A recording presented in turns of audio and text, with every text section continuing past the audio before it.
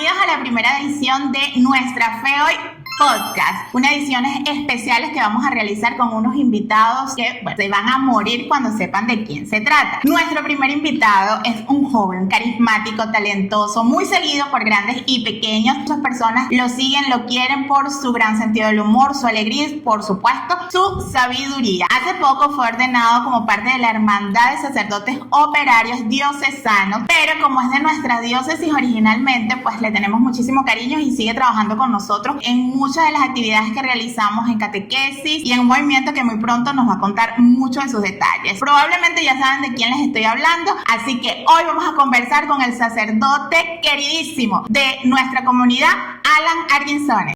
Interrumpimos este episodio para darte una información muy importante. Aprende a vivir de tu conocimiento. Esta es la manera en que madres, jóvenes, adultos, profesionales están monetizando su conocimiento a través de las redes sociales. No necesitan ser influencers, no necesitan tener millones de seguidores, no necesitan bailar en tren de TikTok, nada de eso. Lo que necesitan es digitalizar su conocimiento y mostrarlo al mundo porque hay millones de personas buscando lo que tú sabes. Y de esta manera, a través de un proceso de venta simple, puedes llegar a miles de personas y tener este ingreso pasivo. No necesitas dejar tu trabajo tampoco. Esto lo puedes hacer en tus momentos libres. Lo que sí necesitas es aprender este protocolo simple de venta de tu conocimiento que te ayude a generar ingresos todos los días de forma pasiva, mientras estás en tu casa con tus hijos, viendo la televisión, ocupándote de tu trabajo, nada se detiene. Si quieres aprender, aquí te dejo pues toda la información para que te comuniques conmigo. Alan, bienvenido. Hola, Alejandra. Esto es un sueño hecho realidad. Quiero que lo sepa, todo el mundo que lo sepa. Es un sueño hecho realidad. Llevaba mucho tiempo soñándolo, literal. Okay. Decía, o sea, tengo que hacer algo tipo podcast. Y no se me ocurrió otra persona para empezar que no fuera contigo, porque además, para los que no saben, nosotros hicimos un programa de radio hace algunos años. Parece hace poco, pero fue hace bastante. Sí. Y que se llama Nuestra Fe Hoy, por eso este espacio se va a llamar Nuestra Fe Hoy Podcast, porque es como la reinversión. Correcto, ¿no? Y además que en estos tiempos vale la pena rescatar ese concepto que alguna vez manejamos en radio, aquí en Ocumare. Y aquí en Ocumare, no estamos en Ocumare, estamos en Cuba. Pero cuando estábamos jóvenes, claro que sí. Además que fue un proyecto tan bonito y tan ilusionado, donde realmente vaciamos nuestros sentimientos y ese deseo pastoral de hacer algo en medios de comunicación. Y es excelente que lo traigas ahora como podcast y yo contento de ser el primer invitado. Además que yo sé que muchas personas te conocen por el paso gigante que acabas de dar, que fuiste ordenado sacerdote, y eso por supuesto nos tiene a todos muy alegres, pero pocos conocen quién es Alan. Todo el mundo dice el padre Alan, el padrecito, el nuevo padre, el nuevo sacerdote, y todo el mundo está muy contento, pero yo creo que hay una parte de ti que muy pocos conocen, y creo que es importante que por ser de nuestra comunidad tengamos el placer de escuchar de ti pues, un poco de tu historia, sobre todo para inspirar a los jóvenes que tal vez en estos momentos están como tú estuviste alguna vez, sintiendo ese llamado, y que la voz del mundo pues a veces te dice otras cosas, la misma sociedad te intenta un poquito alejar, y que por supuesto tu testimonio al ser joven les va a ayudar a que ellos entiendan que ahora en pleno 2025 también es posible elegir esta hermosa vocación. Entonces vamos a comenzar por dónde, por el inicio. Muy bien. Ajá. ¿Cómo fue la niñez de Alan Arguinzones? Es decir, muchas personas piensan que si eres sacerdote ahora es porque tuviste una niñez súper especial. Eso sí, estaba viendo WTN desde chiquito. No, para nada. No, pues nada, lo primero, soy el tercer hijo de mis padres, de Alfredo y Francis. Y pues mi niñez fue una niñez normal. A ver, un muchacho muy de su casa, de sus amiguitos de la residencia donde vivíamos, en Parque Central. Era muy... Sí debo reconocer, y lo comentaba hace poco con unas personas, yo era el típico niño que hacía caso. Además que un niño muy atípico. Sí, completamente. Mi mamá era una, me decía, Alan, siéntate que en esta silla, que yo voy a hacer algo, y yo me quedaba en esa silla, y el terror que me daba no hacer lo que me decía, pues, era grande. Pero bien, un niño normal, tranquilo en casa, de muchas comiquitas, de armar legos, me encantan todavía los legos, pues de jugar con muñecos, con cartas, con lo que sea. Y pues sí, eso, una cosa muy bien. Lo típico con los hermanos, ya digo, tengo 2 hermanos mayores, y mi relación con ellos era genial. Sobre todo, de pronto quizás más con mi hermana porque era la que más se acercaba a mi edad. Me lleva 8 años, mi hermano mayor me lleva 12. Entonces tenía muchas cosas, hacía más cosas con ella que con mi hermano, pero en general teníamos una excelente relación los tres y una dinámica familiar muy bonita. Paseos familiares, alguna salida, estar en casa era comer juntos, pues esto. Entonces sí, una niñez bastante buena, debo reconocer, sí. Desde niño, ¿tú sentiste ese llamado o no? Desde niño fue una niña, nadie te habló de eso. Cero, completamente. Mira, hay una anécdota que siempre cuento también, que es que alguna vez fui a misa con mi mamá y estaban los monaguillos de Ocumare, ¿no? Entonces, en ese momento, no sé, recuerdo, si la memoria no me falla, usaban sotana roja y roquete blanco. Creo que eso llegó a pasar en Ocumare. El caso es que mi mamá, por echarme broma, porque no era algo en serio, simplemente era un comentario muy fuera de compromiso, me dijo, ¿a ti no te gustaría hacer uno de esos? Yo recuerdo que me volteé a verla y le dije, mamá, ¿pero cómo se te ocurre? ¿A quién se le puede ocurrir estar allí? Esos niños, no, yo no quiero ser uno de ellos. Eso habrá pasado cuando yo tendría 12, 13 años. Pero no, en efecto nunca me lo planteé hasta que me lo planteé. Hasta que te lo planteaste. Hasta que llegó el momento de planteárselo, pero de niño no. En mi casa los valores cristianos no eran de compromiso. Una familia católica de las que van a misa de sacramento, de las que iban a misa por algún familiar difunto y ya. No era parte de la estructura familiar la fe como compromiso. Y vimos hace poco, cuando fue tu ordenación, que ya vamos a llegar allí, que estuvo rodando por ahí un video de tu vida pastoral. Sí. Entonces, ¿cuándo fue ese momento en que comenzaste en la iglesia, todavía no sintiendo ese llamado para el sacerdocio, pero sí cuando sentiste como que este es un lugar donde a mí me gustaría estar? Voy a contarles la historia, que es la historia verdadera. Pasó que estando yo en quinto año, comenzando quinto año de bachillerato, tenía una amiga que me gustaba mucho. No voy a decir el nombre por si claro. Pero ella sabe. No, creo que no lo sabe. No lo sabe. En algún momento se lo diré porque ya han pasado muchos años de esto. Y ya no hay vuelta atrás porque bueno. Y ya, ¿qué vamos a hacer? Ya que puede pasar, ya no puede pasar nada. Esta amiga me dice, un buen día en el liceo, me dice, no, ¿sabes que ¿sabes que me voy a inscribir en la confirmación? Y claro, en mi cabeza y en mi corazón yo dije, si ya yo paso 5 días con ella a la semana, pues un día más no va a estar mal. ¡Qué casualidad! Yo también me voy a inscribir en la confirmación. ¡Qué coincidencia! Y bueno, recuerdo que fui a la parroquia de Ocumare y hablé con la secretaria el día averigüé las inscripciones. ¿Cuándo son las inscripciones? No, mira, son tal fecha. O sea, tú mismo, ¿no? Yo fui yo solo. Y además, sin que mi mamá y mi papá se enteraran de absolutamente nada. Yo llegué y no recuerdo quién me atendería, creo que Melita, probablemente. Mira, yo vengo a inscribirme en la confirmación. Ay, ¿tu representante? No, yo vengo yo solo. Ay, qué muchacho tan valiente, qué valioso, mira, viene por su cuenta. Sí, claro que sí. Me inscribí, me acuerdo que me dieron un papel que decía que... me dijeron, este papel se lo tienes que entregar a tu mamá para que venga a una reunión de representantes, pues porque hay que iniciar. Y yo llegué a casa y le dije a mi mamá, mira, tienes que ir a una reunión en la iglesia. ¿Tienes una reunión en la iglesia como para qué? Bueno, porque me inscribí en la confirmación. ¿Y a cuenta de qué? Nunca le conté cuál había sido la verdadera motivación, pero le dije, bueno, me provocó. Y así de sencillo fue. Me inscribí, hice todo, mi mamá fue a la reunión, pues bendito sea el Señor que no le pareció malo tampoco aquello. Y bueno, comenzamos. Recuerdo que también hubo una reunión inicial para asignar los grupos de catequesis y habíamos quedado por separado. Esta muchacha y yo decía, esto no puede pasar, esto no puede ser. O sea, mi plan se está viniendo abajo, no puede ser. Y recuerdo hablar con la coordinadora y decirle, mira, yo el domingo a las 10 no puedo, yo necesito quedar en el turno de la mañana del domingo, porque después, bueno, está muy bien, te ponemos en el grupo del domingo de las 8 con la catequista Alicia y tal.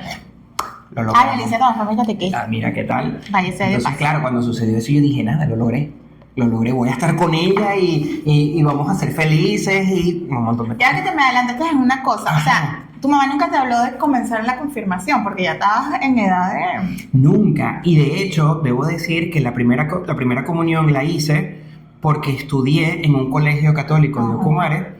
Que es muy común. Que pues lo común es que los colegios católicos tengan su propia catequista y preparen a los chicos para el sacramento. y yo hice la comunión, digamos, por inercia de la dinámica del colegio, ¿no? Era lo propio del colegio, pues no hubo mayor interés en eso. Pero igual lo viví muy bonito. Además que hoy estamos grabando 25 de junio. Yo ayer, 24, celebré 25 años de haber recibido mi primera comunión. ¿Qué tal? Día de San Juan. Una cosa bellísima y especial. Pero sí, no, en mi casa nunca hubo un interés de que hiciéramos los sacramentos muy marcados. Okay. Entonces, bueno, el caso es que llegó a la confirmación y estando allí, pues aquello me parecía súper aburrido, la misa, porque entonces eso, hay que ir a misa, luego de la misa era la catequesis, o primero era la catequesis y luego la misa, pues ya ahora mismo no recuerdo. El caso es que, claro, yo llegaba con ella, nos sentábamos juntos en el banco y escuchábamos misa, pero ni nos enterábamos de lo que sucedía. Y así estuvimos todo el proceso de la catequesis, pues mira, hasta que un buen día, aquello que a mí me parecía aburrido, pues ya no me parecía tan aburrido. Las reflexiones empezaban a tener sentido, empezaban a hacer eco en mí, entonces era así como que, oye, pero ¿no te parece que lo que dijo el sacerdote en la homilía estuvo interesante? Así como que no le veo. Yo, bueno, pero yo sí. Y estaba empezando a sentir cosas, y con aquello de que yo era muy cumplido, pues empecé a como que cumplir más con las asignaciones, ¿no? Entonces había que hacer una cartelera, entonces yo tenía que hacer la mejor cartelera. Había que hacer una tarea, un escrito, yo tenía que preparar el mejor escrito y me fajaba y era con colores y era una cosa que yo le ponía en el corazón. Esa ya es una característica tuya que incluso en tus estudios eras así. Ciertamente. Entonces lo que hiciste fue como llevarla a este espacio. Pero nuevo. Claro, lo que digo es que al principio, como aquello no me fascinaba, no lo trataba con mayor compromiso. No era así como que, interés. No, o sea, vamos a hacer algo, vamos a hacerlo, pero a lo mínimo, ¿no? No le vamos a meter tanto corazón. Pero hubo un momento de inflexión ahí en el que yo dije, no, pero vale la pena ponerle el corazón a esto. Vale la pena prestar más atención. Y mira, resulta que entonces en aquella época, recordarás, empezaban a sonar lo de los encuentros vicariales de jóvenes. Y yo decía, claro, yo quiero ir a ese encuentro a ver qué hay, porque esta gente es muy chévere. Entonces empecé a como que tener contacto con los jóvenes que ya estaban en las parroquias, entre eso ya estabas tú, pues un montón de gente, Yasmira, Yahambi, todos estos compañeros nuestros. Yadir y todo lo que empecé por ya. Muchas ya, ¿verdad? Yusmel y Yus. Yusmel, te mandamos un saludo muy grande. Sí. Y pues empecé a asistir a estos encuentros y yo decía, pero qué agradable es esto, o sea, esto es muy bueno, esto es muy chévere y yo quiero seguir viniendo. Entonces, claro, aquello que comenzó como era contagioso, pero súper contagioso, y entonces ya era participar de lo que sucedía fuera del domingo, porque entonces con aquello de que yo me limitaba a lo mínimo, yo iba solo el domingo a la iglesia, pero entonces no, que el martes hay una reunión, pero yo me puedo acercar. Claro, te puedes acercar. Y me acercaba y era que, y mañana no van a hacer nada. Sí, mañana volvemos. Yo puedo volver. Claro que puedes volver. Y fue así como que un ir entrando poco a poco en todo este mundo tan fascinante de la juventud católica. La chica por la que tú entraste no se comprometió. No, ya ahí murió mi historia con ella. O sea, ella no siguió. O sea, sí. Ella nada más le usó al Señor para traer. Mira, definitivamente fue un gran instrumento de Dios, claro, para que yo pudiera llegar a él. Pero lo cómico es eso, que ya cuando todo esto empieza a tener un sentido tan bonito, ya me había olvidado incluso de la motivación inicial. O sea, ya no iba tanto por ella, sino que entonces ella de pronto me decía, mañana no era la catequesis. Bueno, no pasa nada, ya, tranquila, yo voy. Iba a misa y tal. Y allí comenzó todo, ¿no? Toda esta historia del Alan comprometido. Porque bueno, cristiano, ya yo sabía que era cristiano, que era católico, tal. Pero entonces ahora era el compromiso de, wow, hay un montón de cosas que no sé. Porque entonces, claro, la catequista hablaba de, ponte, las virtudes teologales. Y yo digo, ¿pero qué son las virtudes teologales? Y en esa época, por supuesto, no había ChatGPT para decir, dime quiénes son las... O sea, no, nada de eso. Y era empezar entonces a estudiar. Entonces era llegar a mi casa y ¿cuál fue la palabra que escuché hoy? Recuerdo una en específico que fue la primera vez que me dijeron laico. Y yo decía, ¿pero qué es un laico? O sea, laica es un nombre de una perrita, pero laico no. Y empecé a buscar. Claro, en aquel momento los recursos para investigar eran muy escasos, recursos digitales porque claro, era una gente millennial. En Encarta 2000 no parecía eso. Y recuerdo preguntar entonces en la parroquia al quien entonces era el ministro Nelson, que ahora es diácono, el diácono Nelson. Recuerdo haberle preguntado, señor, una pregunta, ¿qué es un laico? Pues mijo, todo bautizado. Todo bautizado. O sea, que yo soy laico. Sí, tú eres laico. Y yo también. Mira. Entonces empecé a construir toda esta plataforma de tengo que estudiar porque esto no me basta con la buena intención. Yo tengo que empaparme de esto además también por un tema de ubicarme. Para poder hablar con los de aquí, yo tengo que saber hablar como los de aquí. Uh-huh. Entonces empecé a estudiar y así comenzó toda mi historia de fe. Y entraste a un grupo que creo que fuiste, la primera generación, no sé si la única, pero que eran los de animación, que bailaban, y era un grupo dirigido por la catequista que tenías en ese entonces, que era Alicia. ¿Qué te gustaba de ellos? O sea, ¿por qué entraste allí? ¿Realmente la parte escénica te llamaba la atención ya desde antes? Claro. Okay. Fíjate qué pasa, que cuando ya estamos culminando el proceso de confirmación, las catequesis, Alicia se me acerca en una y me dice, ¿a ti te gustaría formar parte de los grupos de la parroquia? Porque toda esta historia que te acabo de contar todavía no ha terminado no hemos recibido el sacramento de la confirmación. Alicia me presenta esta propuesta y yo digo, me parece, o sea, me encanta la idea, pero ¿qué vamos a hacer? Y me dice, bueno, mira, es un grupo de animación, se llama Grupo de Animación y Canto Cristo Rey. No, grupo de danza, era de animación, teatro, danza, todas estas cosas. Alicia viendo esto en su casilla. Sí, Alicia. ¿Cómo se te olvidó? Alicia tiene todavía, gracias al video, sé que Alicia tiene material inédito en sus manos. Alicia, por favor, cuidado. Sí. Y me lo va a prestar para que material del chico. Mientras Alicia esto, ustedes van a estar. Es correcto.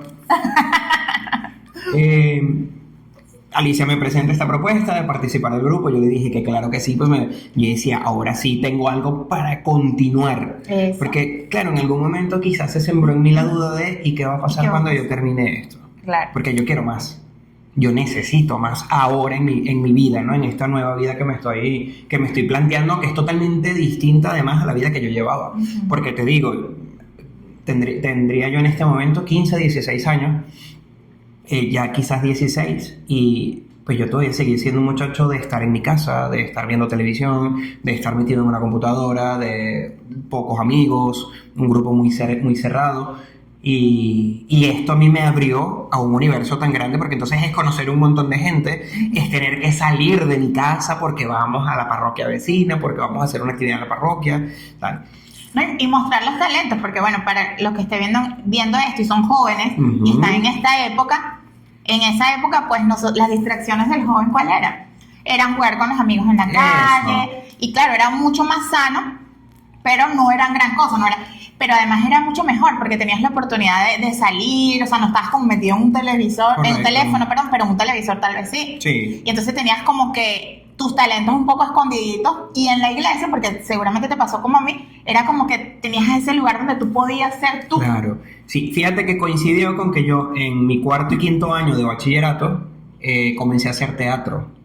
Fíjate. Que cabe destacar, que no lo comenté, yo era muy tímido. Uh-huh. O sea, cero hablar con la gente, cero hablar en público. Igual que ahora. Sí, completamente. Yo era de estos muchachos que, Alan, ¿qué opinas de esto? Sí. ¿Y esto otro qué opinas? No. Muy monosílabo, muy de pocas palabras, pero yo decía, no quiero hablar, no me gusta hablar con la gente, qué raro. Uh-huh. Por influencia de mis compañeros del bachillerato, fuimos al teatro, hicimos teatro en el bachillerato, todo esto muy bonito, presenté varias obras de teatro. Nuestro productor me llegó a ver en algún momento, mi compadre Héctor, porque estudiamos en el mismo liceo. Y eso también me ayudó a descubrir en mí un talento que no tenía, que pues era el de las artes escénicas. Un nivel de bachillerato, pero que para mí era muy importante porque era memorizar diálogos, presentarme delante de todo el auditorio lleno, vencer el miedo a hablar en público. Y todo eso se pudo trasladar a la iglesia. Claro. Todo eso lo pude trasladar a la parroquia. Y es cuando entonces Alicia me presenta todo esto maravilloso. O sea, nada pasa por casualidad. Nada, no. Es que ya te digo, si yo veo mi historia en una línea de tiempo, Dios siempre estuvo, desde el primer momento. El caso es que llevamos esto y, bueno, sí, vamos a echar para adelante con este grupo. Era un piloto, vamos a ver cómo nos resulta. Empezamos a ensayar algunos bailes, empezamos a ensayar algunas cosas, empezamos a preparar las obras de la pasión, porque entonces, bueno, vamos a tomárnoslo bien en serio. Recuerdo que hablaron con el padre Francisco y, padre, vamos a hacer una obra de teatro de la pasión, creo que era el miércoles santo. Bueno, padre, muy bien. El padre dijo que estaba muy bien. Y bueno, empezamos con aquella ilusión: quiénes van a ser quiénes los personajes, cómo lo vamos a hacer. Resulta que nos vamos a ir desde la Plaza de los Indios Coromotanos y nos vamos a venir hasta el templo. Y aquello fue una producción de envergadura, claro, una cosa bien hecha porque nos lo merecíamos. Y realmente debo rescatar que había una ilusión espiritual muy linda, porque no era solo el show, no era solo el ponerme un traje, no era el aprenderme un diálogo, sino que recuerdo que nos los tomamos muy en serio, y Alicia, y en ese momento también Rubén, bueno, que paz descanse, que también nos acompañó muchos años con esta tarea, nos sembraron siempre eso, o sea, tú eres Juan, y tú tienes que acompañar a María, y tú tienes que sentir dolor porque tu maestro está muriendo y tal. Y a María, recuerdo que María Gracia se lo decían también, o sea, tú eres la madre de Dios, nada más y nada menos.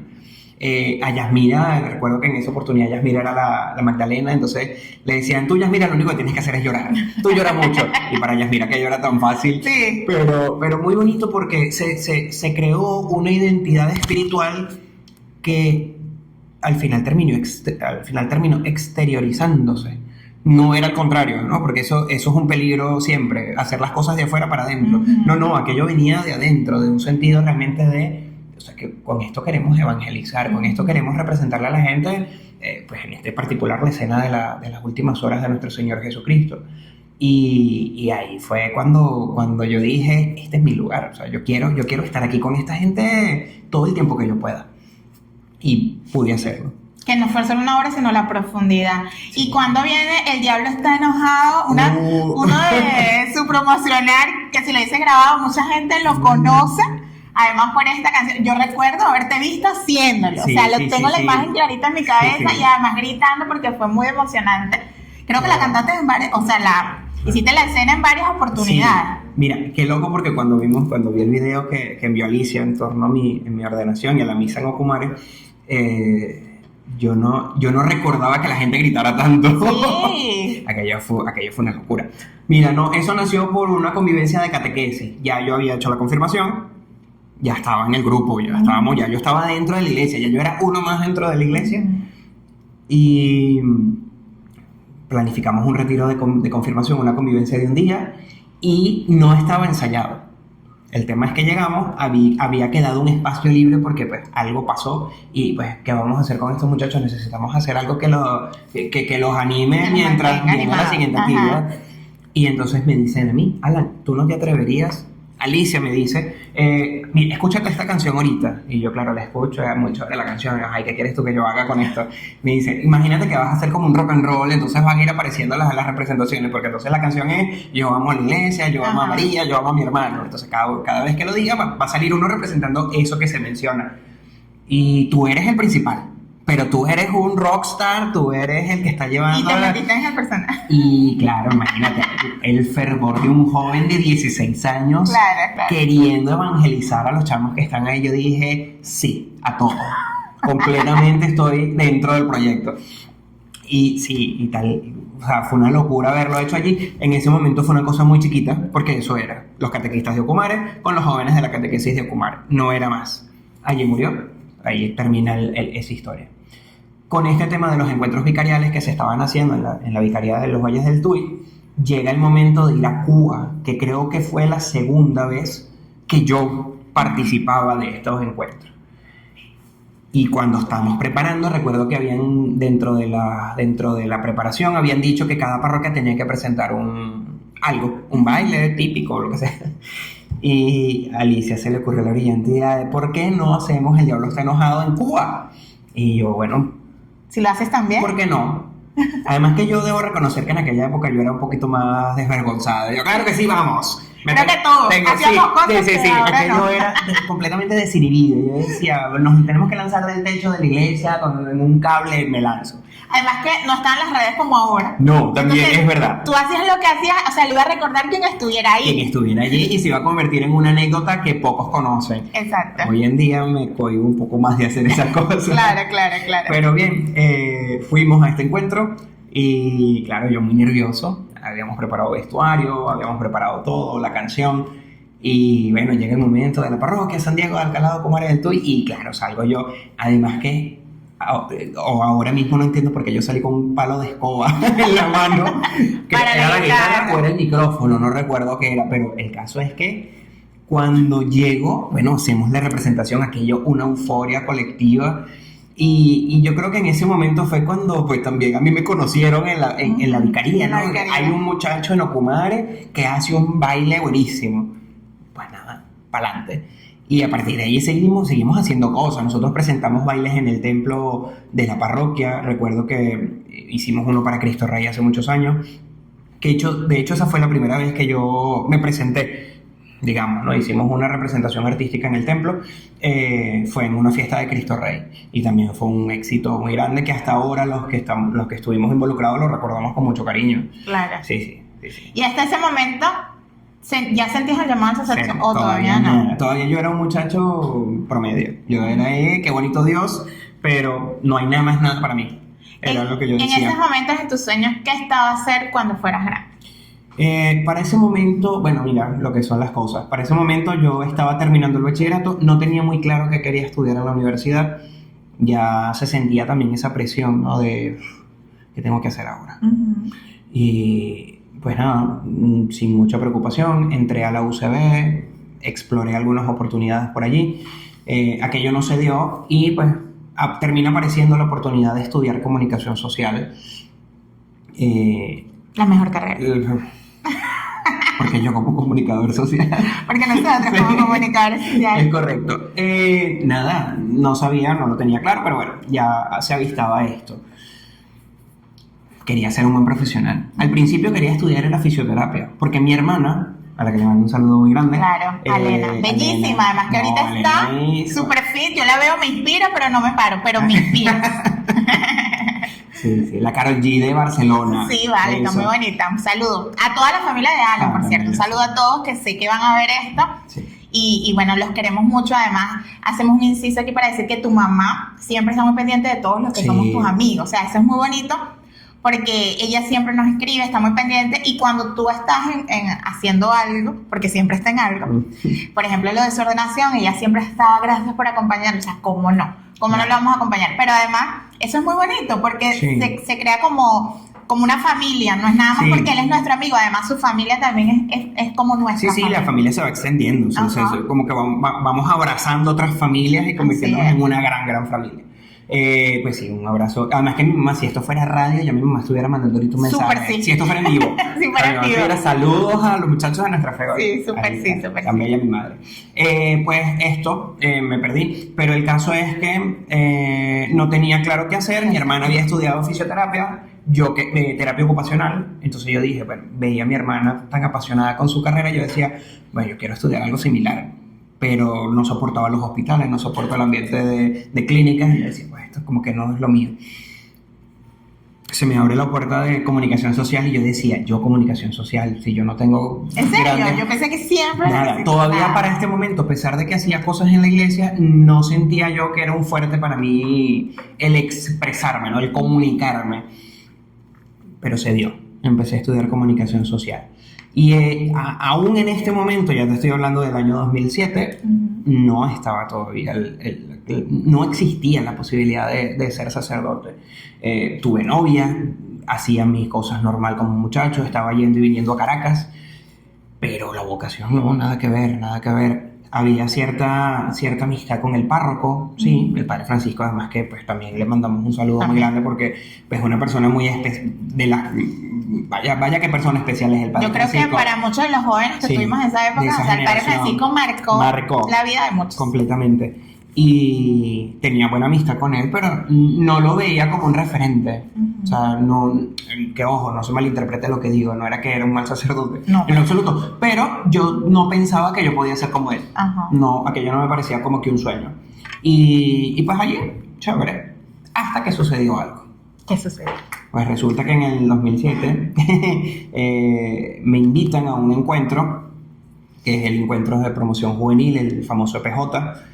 Y claro, aquello me da risa porque me hacen una propuesta bastante interesante que hoy en día lo analizo y también lo hablo con los jóvenes con los que ahora entro en contacto. Porque en aquel momento a mí me dijeron, no, este encuentro a ti te va a ayudar a manejar tu vida parroquial y tu vida parroquial y tu vida social. Y claro, en aquel momento, un muchacho todavía con la conciencia formándose, la conciencia cristiana, yo decía, es que son dos realidades separadas. O sea, yo soy el Alan cristiano cuando estoy en la iglesia, en las cosas de la iglesia, pero cuando estoy en mi casa soy otro Alan. El Alan social. El Alan social, el Alan del mundo, vamos a llamarlo así. Y yo dije, pues bueno, si me van a enseñar... Pero en esa época estaba muy popular la frase de estamos en el mundo, pero no somos del mundo. Claro. Correspondía a toda una teología del momento. No las decían mucho. No las decían muchísimo. Y yo decía, pues si esto me va a ayudar a conciliar ambas vidas, pues buenísimo, ver cómo llevamos esto. Te digo, ya me había inscrito para la universidad, tenía mi novia y era muy feliz. Estaba haciendo mis proyectos de joven de la época que quién sabe qué es, ahorita mismo no recuerdo, pero pues, yo estaba muy satisfecho con la vida que estaba llevando. Me invitan a este encuentro y, como dice la canción, todo se derrumbó. Sí, aquello, el Señor yo creo que aprovechó el momento para entrar con fuerza, porque en mi vida lo que hubo fue eso, se tambaleó. O sea, lo que para mí eran seguridades, lo que para mí era... Sí, aquello fue un vendaval que llegó a mi vida y yo digo, pero ¿qué es esto que yo estoy ahora experimentando? Porque es como que si se te abriera la mente y el corazón a algo que nunca estuvo en el panorama, que nunca estuvo en el horizonte. Hasta el sol de hoy la gente me pregunta cómo fue mi llamado y yo solo tengo para responder que, pues mira, el Señor me llamó, me escogió. Fue como que si se me abriera una puerta a un mundo que yo no conocía, que sí sabía que existía, pero que yo decía, eso no es para mí. Exacto. Eso es para otro, pero para mí no. Entonces además venía el momento de, pero ¿cómo se me abre a mí estas posibilidades si yo estoy llevando la vida que estoy llevando? Universitario, de pronto esforzarme para ser el mejor periodista de mi generación, el mejor novio para mi novia, en el futuro, ¿por qué no? Porque pues ya para ese momento también sí tenía una conciencia de, bueno, este noviazgo tiene un propósito. O sea, no era un noviazgo por pasar el rato. Era un noviazgo de, bueno, mira, estamos jóvenes, es verdad, pero en 4 años ya tendremos 21 años, ya pudiéramos pensar en casarnos y pues, lo que sea. Y aquello dejó de estar en el panorama. Porque entonces aquello, yo solamente tenía la mente y el corazón puestos en, ahora hay algo nuevo, y algo novedoso, y algo que sí me robó el aliento. Porque entonces era pensar en aquello y decir, esto lo deseo demasiado. Pero ¿y cómo lo sentiste? O sea, ¿qué sentías en el momento? Si lo puedes expresar con palabras. Mira, es complicado, pero nada, empecé a participar en este retiro, llegué con una predisposición completa porque pues un encuentro, fin de semana completo, además el fin de semana desde el jueves. Desde el jueves. Y además te lo venden como que... Y sí, pero entonces te lo venden sin vendértelo, porque entonces te lo venden sin decirte absolutamente nada de lo que sucede adentro, entonces vas con los ojos cerrados, no literalmente, pero vas a ciegas a saber qué voy a experimentar aquí, qué voy a vivir. Además que también con otros hombres, entonces no hay mujeres, entonces es como que ¿qué se está cocinando acá, no? Recuerdo que lo primero que me impacta es el testimonio del sacerdote que estaba, porque entonces llegamos al encuentro, todos de civil, normal, y claro, en mi cabeza todavía en aquel momento no existía todavía plenamente la conciencia de que en toda actividad católica debería estar un asesor espiritual. Pero sí, ciertamente habían tres adultos. Estaba Luis Omar, papá, a quien también le mandamos un abrazo grande, claro sí. Y amamos que los Telles son lo máximo. Estaba Luis Omar, estaba Villasana, José Luis Villasana, estaba Gabriel Subero, estaba Carlos Francia.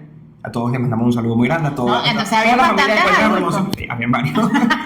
Habían varios adultos, sí. Aunque no eran tan adultos, ya eran adultos. No, sí eran adultos, claro. Sí. En comparación a uno, sí. Claro. Una gente de 30 años. Lo que pasa es que ellos siguen jóvenes, pero no. En aquel momento una gente de 30 era viejo. Claro, ahora no. En este momento somos muy jóvenes todavía. El caso es que estaban todos ellos y había uno que yo no conocía. Pero no lo conocía, pero ya lo conoceré, dije yo. Nos sentamos. En el momento de la presentación, este hombre de mono, de bermuda como de pescador, con pulserita, una franela, peinado para atrás, engominado, ¿no? Con gel y tal, allí compartiendo con nosotros sentado. Y cuando se presenta, pues él dice, pues mi nombre es Vicente y soy sacerdote. Y yo dije, ¿qué? Claro, porque tu imagen de sacerdote era muy diferente. Completamente. Cabe destacar que el padre Francisco siempre fue muy protocolar, claro, al vestir, y esa era la imagen que yo tenía. ¿Que por eso estás aquí? Porque muchas veces los jóvenes que nos están viendo, la imagen de un sacerdote es un señor. Un señor, eso. Y cuando tú ves a alguien joven, dices, es sacerdote ya. Eso. Y eso obviamente cambia la manera de percibir esta vocación, que esperamos que este podcast sirva para que muchos jóvenes también a través de ti digan, yo también tengo esa puerta. Eso. Que es lo importante, ¿no? Que vean eso como una opción que muchos no la ven. Eso. Entonces, claro, verlo a él me hizo ver a mí que es que hay muchas maneras de serlo. Y claro, en mi cabeza lo único que resonaba era cómo este tipo está encerrado un fin de semana con 25 jóvenes que no conoce, ¿para hacer qué? Uh-huh. Y lo que más me rayaba el coco era que el tipo era feliz, se le veía feliz. Y yo decía, pero yo quiero ser feliz como él. O sea, yo quiero también sentir esto que él está sintiendo. Y a lo largo de todo el encuentro, que pues ya hemos dicho, dura 3-4 días, yo decía, yo quiero ser tan feliz como él. Y es cuando a mí se me abre aquello, yo digo, es como darme la oportunidad. O sea, yo en mi cabeza y en mi corazón era, yo puedo estar en su lugar. Y la respuesta que me conseguí fue, sí. Tú puedes estar en su lugar. Y allí, ya te digo, ahí fue cuando vino la hecatombe. Ya ahí nada de lo que en mi vida había como norte ya no estaba. Había un norte un poco difuso, no lo veía con claridad, pero algo yo tenía claro, y era que Dios a mí me quiere para algo más. O sea, hay algo en mí que Dios quiere y me lo está pidiendo, y yo no me puedo negar.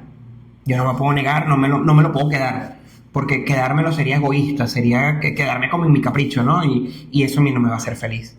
A mí lo que me va a hacer feliz es soltar aquello que tengo y dárselo al que me lo está pidiendo, que es el mismísimo Dios. Claro. Y así lo sentí. Recuerdo haber salido del encuentro con 1000 preguntas, 1.000.000 de preguntas en mi cabeza y en mi corazón. Y en ese momento nada fue igual. Nada fue igual. Recuerdo haber llegado, salimos el domingo del encuentro, por supuesto ese domingo llegué a mi casa, cansado, eufórico, con tantas ganas de contar cosas que había experimentado, pero recuerdo que fue el martes o miércoles de esa semana que no aguanté y me fui a la casa parroquial. O sea, Padre Francisco, necesito que conversemos. Porque a todas estas, yo con este padre del encuentro, con el padre Vicente, nunca hablé. Claro. O sea, yo a él no le manifesté, estoy sintiendo esto, no. Aquello yo me lo quedé y yo dije, yo tengo que hablarlo con mi párroco. O sea, ¿por qué? Porque eso. Con el que tenías confianza. Exacto, además que ya me conocía, tal. Cabe destacar que para ese momento en la parroquia ya yo era monaguillo. Entonces ya yo había dado un paso entre el grupo de animación a ser servidor del altar. Y tenía esa cercanía ya con el padre Francisco. Recuerdo hablar con él y me dice, ¿qué pasa? Le digo, padre, necesito conversarte algo porque esto es más grande que yo. Me dice, ¿pero qué te pasó? Le explico el encuentro, tal, pasó esto y viví esto y tal, y el testimonio de este hombre. Y padre, yo creo que yo quiero ser sacerdote. Recuerdo que el padre peló los ojos y me dice, ¿en serio? Yo le digo, padre, hay algo en mí que me dice que yo a mí como que el Señor me está llamando y yo quiero decirle que sí. O sea, ahí me sobrepasaba aquello. Y bueno, vamos a ver, vamos a llevarlo con calma, tranquilízate, estaba muy eufórico, yo estaba en un nivel de euforia muy grande. Que dicho sea de paso, todos salimos así del encuentro, o sea, salimos con un cambio de vida, en tu caso, hacia el sacerdote, pero todos creo que cambiamos la vida desde que vimos este encuentro, pero obviamente en tu caso era un cambio de vida literal. ¿Y sentías que miedo le dijiste a tus padres o nada más le dijiste al padre Francisco? No, en ese momento, cuando hablé con el padre, él lo que me recomendó era que no lo hablara con nadie, o sea, que lo viviera, porque pues era una motivación muy, muy inicial. Okay. Entonces, claro, siempre, hoy en día lo comprendo porque en aquel momento lo trató con mucha prudencia, porque pues también de estas experiencias suceden los efectos Alka-Seltzer, ¿no? Que uno sale muy eufórico, entonces hay que darle tiempo a que aquello se vaya asentando. Que no sea por emocionalidad. Que no sea por emociones. Ajá. Entonces, pues él lo llevó en extremo bien, y es cuando él me dice, bueno, vamos a irlo manejando poco a poco. Sigue viniendo a la parroquia, sigue haciendo tu vida normal, pero claro, estaba la pregunta, pero tengo una vida, o sea, voy a estudiar la universidad, dejo la universidad. Me acuerdo que lo primero que le pregunté al padre, dejo la universidad, me voy para el seminario ya, y me dice, no, tú no vas a dejar la universidad, por favor, tranquilo, lo que yo te recomiendo es, tú culmina tus estudios, y cuando termines tus estudios, pues, te vas al seminario. yo mismo te llevo, yo mismo me encargo, pero tú ahorita enfócate en lo que es importante. ¿Por qué? Porque estos estudios que estás haciendo le van a servir a la iglesia en el futuro. Y así es. Y mira, Padre Francisco, profeta. Sí. Te queremos, Padre. Claro. Y resulta que, pues así lo hice. Lo que sí me dijo es, pues bueno, sí, para que puedas hacer un discernimiento libre, para que tu discernimiento sea efectivo y eficaz, sí tienes que dejar a tu novia. ¿Por qué? Porque no te vas a plantear la vida del celibato si tienes una novia. Y claro, lo cumbre de todo esto es que yo estuve dispuesto a. Entonces yo dije, pues vamos a echarle el pecho a esto. Tuve que pasar por el momento de dejar a mi novia, terminamos la relación y yo comienzo todo un itinerario ya completamente redimensionado. Entonces, el Alan que se había inscrito en la universidad porque quería ser un gran profesional, ya no era tanto el Alan después, sino que entonces era el Alan que está estudiando en la universidad, va a hacer lo mejor posible porque después se va al seminario. O sea, ya tenías el norte Completamente. Ya pues luego estudié la carrera. Ahí hay una etapa que pues es el de enfrentar lo que tu familia esperaba de ti, porque claro, como padres tenemos expectativas. Sí. Y mucho más cuando no son padres que, como tú mismo lo dijiste al inicio, que tenían como ese camino de fe marcado, nada que ver, era como, son muchos católicos que son de ir a su misa cuando es necesario, listo. Entonces cuando ellos mismos no se plantean, por ejemplo, muy pocos padres dicen, ay, ojalá mi hijo sea sacerdote. Muy pocos. Muy y tienen que estar, esos son personas que ya están en el camino de la fe, en la iglesia, y realmente creen que eso es una vocación, que lo es. Sí. Para muchos es un temor. Para muchos es un temor. Sí. Yo debo decir que cuando Alan entró al seminario, ¿cierto? Yo estaba embarazada, o sea, y no sabía. Okay. Estaba embarazada de Aloncito, que es el varón que yo tengo. Y yo sentí en esa Eucaristía que el movimiento. Y no sabía que estaba embarazada. Cuando te pusieron la imposición de sotana. Ajá. Wow. Y entonces fue muy loco porque obviamente nosotros estábamos buscando tener un hijo, pero en ese momento yo sentí un movimiento y dije, ¿será que estoy embarazada? Señor. Y entonces Héctor me decía que cuando supimos que era varón, que se iba a ser sacerdote, porque él se movió cuando Alan, que dijo, yo no lo sé todavía porque él no tiene ninguna característica en este momento porque está muy pequeño. Pero yo siempre he dicho que yo sí estoy completamente abierta, ¿pero por qué? Porque ya llevamos un camino de fe andando, tenemos amigos que son sacerdotes y sabemos que es una vocación más, así como el matrimonio. Completamente. Pero cuando es una familia que no tiene esas expectativas, ¿cómo lo tomaron? Mira, cuando yo hablé con el padre, él estaba claro porque ya conocía mi historia de vida por lo que yo le contaba, ¿no? en mis direcciones espirituales.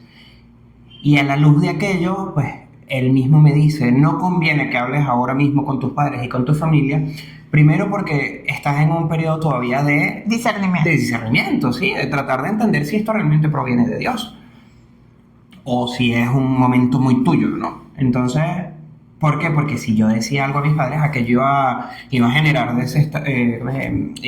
un movimiento muy extraño en mi casa. Porque no era un valor, eso que tú estás comentando, la fe en mi casa no era un valor estricto, no era un valor esencial. Habían otros valores, por supuesto, en mi casa me enseñaron. Y mucha gente dice, ay, eso es bueno, que está en la iglesia. Pero más allá de eso, no, más allá de eso es fanático. Exacto. El muchacho me salió fanático, ¿no? Entonces no quería, el padre quizás me protegió de eso. Como te digo, hoy en día lo veo con mucha más claridad y con mucha más madurez, por supuesto. Han pasado los años y entiendo. Pero ya en aquel momento, imagínate, un muchacho de 17 años, con aquel fuego por dentro, o sea, yo me sentía los apóstoles, o sea, yo me sentía uno de los 12, yo decía, vamos y nos ponemos en la plaza a gritar al mundo entero que Cristo vive y que Cristo es el rey de la historia. Y el padre siempre me mantuvo así como que calma, que no es el momento. Bueno, la misma experiencia discipular, en efecto, o sea, Jesús tratando de calmar a los apóstoles, no vamos a mandar a que caiga fuego. Claro. No ha llegado mi tiempo. No ha llegado tu tiempo, tal. Pero sí estaba, o sea, yo nunca dudé, a pesar de que mi discernimiento vocacional duró 4 años, que fue lo que duró la carrera, lo que duré estudiando, en ningún momento hubo el deseo de echar para atrás. O sea, nunca. Ahora, que es válido también, porque muchos seminaristas que conocemos también han tenido como esa duda, que es súper válida, porque el seminario, y tú me corregirás si no es así, es como cuando tú eliges una carrera, que tú entras y de repente puede llegar un momento que digas, no, realmente es correcto. todavía el seminario o las casas de formación, en el caso de los religiosos, siguen siendo casas de discernimiento. De pronto, quizás adelantándome a este momento en el que me encuentro, hasta el día antes de la ordenación tú tienes dudas. Claro, ya las dudas son otras, pero hay dudas de, o sea, ¿soy yo lo suficiente para esto que el Señor me está poniendo en las manos? Yo realmente estoy correspondiendo con mi vida a lo que el Señor a lo que el Señor me invita. ¿Trataré yo con la responsabilidad que se merece esto que el Señor a lo que el Señor me envía? Entonces, dudas hay siempre, pero sí, pues, volviendo atrás, en mi caso, en esos 4 años iniciales no hubo, o sea, yo lo que quería era entregarme. O sea, yo lo que quería era decir sí a lo que el Señor, porque aquello me parecía espléndido. O sea, yo decía, yo quiero esto para mí. Y entonces, claro, empieza el proceso, porque entonces en 4 años fueron misiones, en 4 años fueron retiros, en 4 años fueron actividades, bailes, danza, encuentros parroquiales, cualquier cantidad de cosas que experimentamos en 4 años. Fui a animación y danza, fui monaguillo, luego empecé a pertenecer al coro de la parroquia, el coro San Pablo.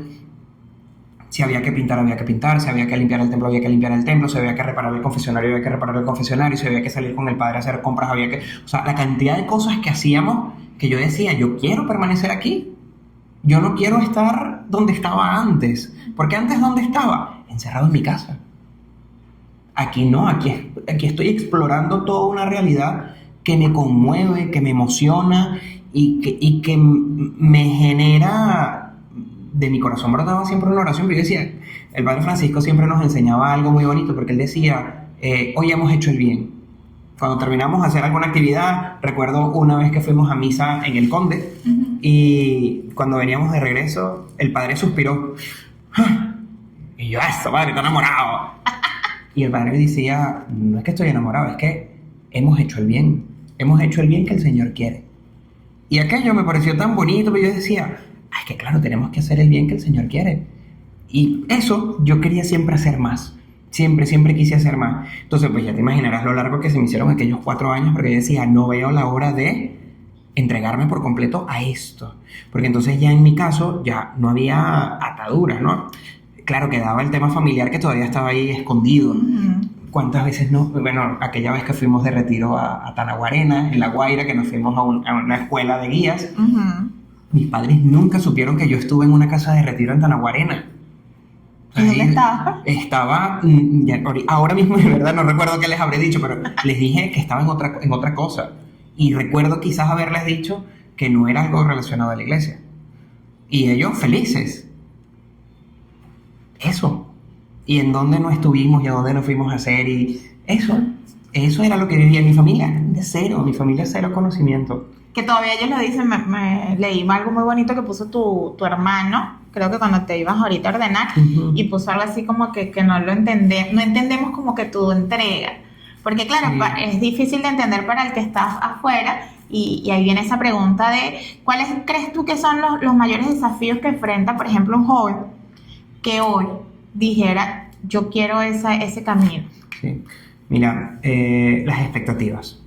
Yo creo que lo que más puede costar, a mí me costó, y creo que a los jóvenes de ahora más todavía, porque las exigencias del mundo actual son mucho más grandes, es el tema de las expectativas.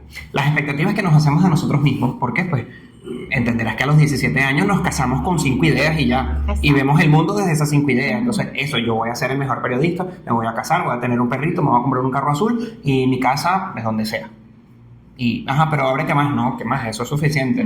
Entonces ya como que nos predisponemos a ciertas expectativas. Pero eso también le suma las expectativas que tiene el entorno. Porque entonces en nuestras vidas hay personas muy importantes. Aparte de la familia, pues personas cercanas, amigos, que también tienen incidencia sobre nosotros y nos determinan. Entonces, claro, la propuesta de Cristo es diferente muchas veces a estas expectativas.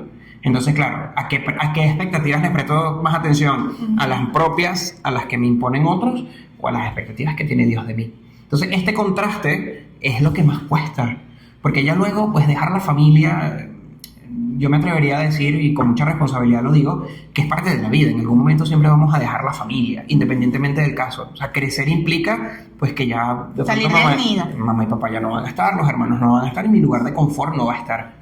pero eso es natural a todas las vidas. Claro, pero cuando te casas, tienes a otros compañeritos. Por ejemplo, si tienes hijos que no te dejan ni para ir para el baño, desde una mamá. Habla una madre. Sí, y tienes un esposo o una esposa. Sí, sí. Pero cuando eliges a sacerdote, bueno, en tu caso tú elegiste una hermandad. ¿A ti te gusta estar en comunidad? Eso lo descubrí hace unos años. Ajá. Porque bueno, para tratar de condensar un poco la historia, cuando yo logro graduarme, yo entro a la comunidad, a una comunidad franciscana fundada por el Padre Francisco, la comunidad de misioneros franciscanos de Jesucristo Rey del Universo, a la que también pues, les agradezco tanto, porque es el piso donde se ha sostenido mi vocación y mi espiritualidad a lo largo de todos estos años. Y ahí aprendí el valor de la comunidad, aprendí el valor del servicio, aprendí el valor de los consejos evangélicos, de la pobreza, la obediencia y la castidad, donde pude enfrentar ya tareas mucho más serias, porque pues ya no es Alan el que baila o Alan el que canta, es Alan el padre espiritual, es Alan el que me va a enseñar a rezar, es Alan el que me va a enseñar a leer la Biblia. Entonces, claro, que yo he comportado un compromiso mucho más grande de mi parte. Y Maximiliano, esa fue una época que muchos todavía te recuerdan. Hay gente que todavía me conoce solo por Maximiliano. Ajá. Hay gente, por ejemplo, en Barquisimeto. Yo me atrevería a decir que yo voy ahora a Barquisimeto y hay gente que nunca me conoció de Alan, sino que me conoció de Maximiliano. Fray Maximiliano. Y gente que todavía, hoy en día, cerca de mí, me dicen Maximiliano. Y tengo que decir que el Padre Francisco, o sea, no se pelaba, como decimos aquí en el pueblo, colocando los nombres de los fray, porque claro. Maximiliano tiene una historia. Periodista, además un santo contemporáneo. Sí, completamente. Lo único que no tenía era la chiva, que siempre la quise tener, pero bueno, no, el señor no vino con el diseño original. Pero sí, yo pude escoger mi nombre. Ajá. Pero ciertamente el que me presenta la historia de Maximiliano es el padre. Exacto. Él me dice, mira, durante el tiempo del noviciado vas a leer esta historia de este santo. Y yo, Maximiliano Kolbe, en mi vida.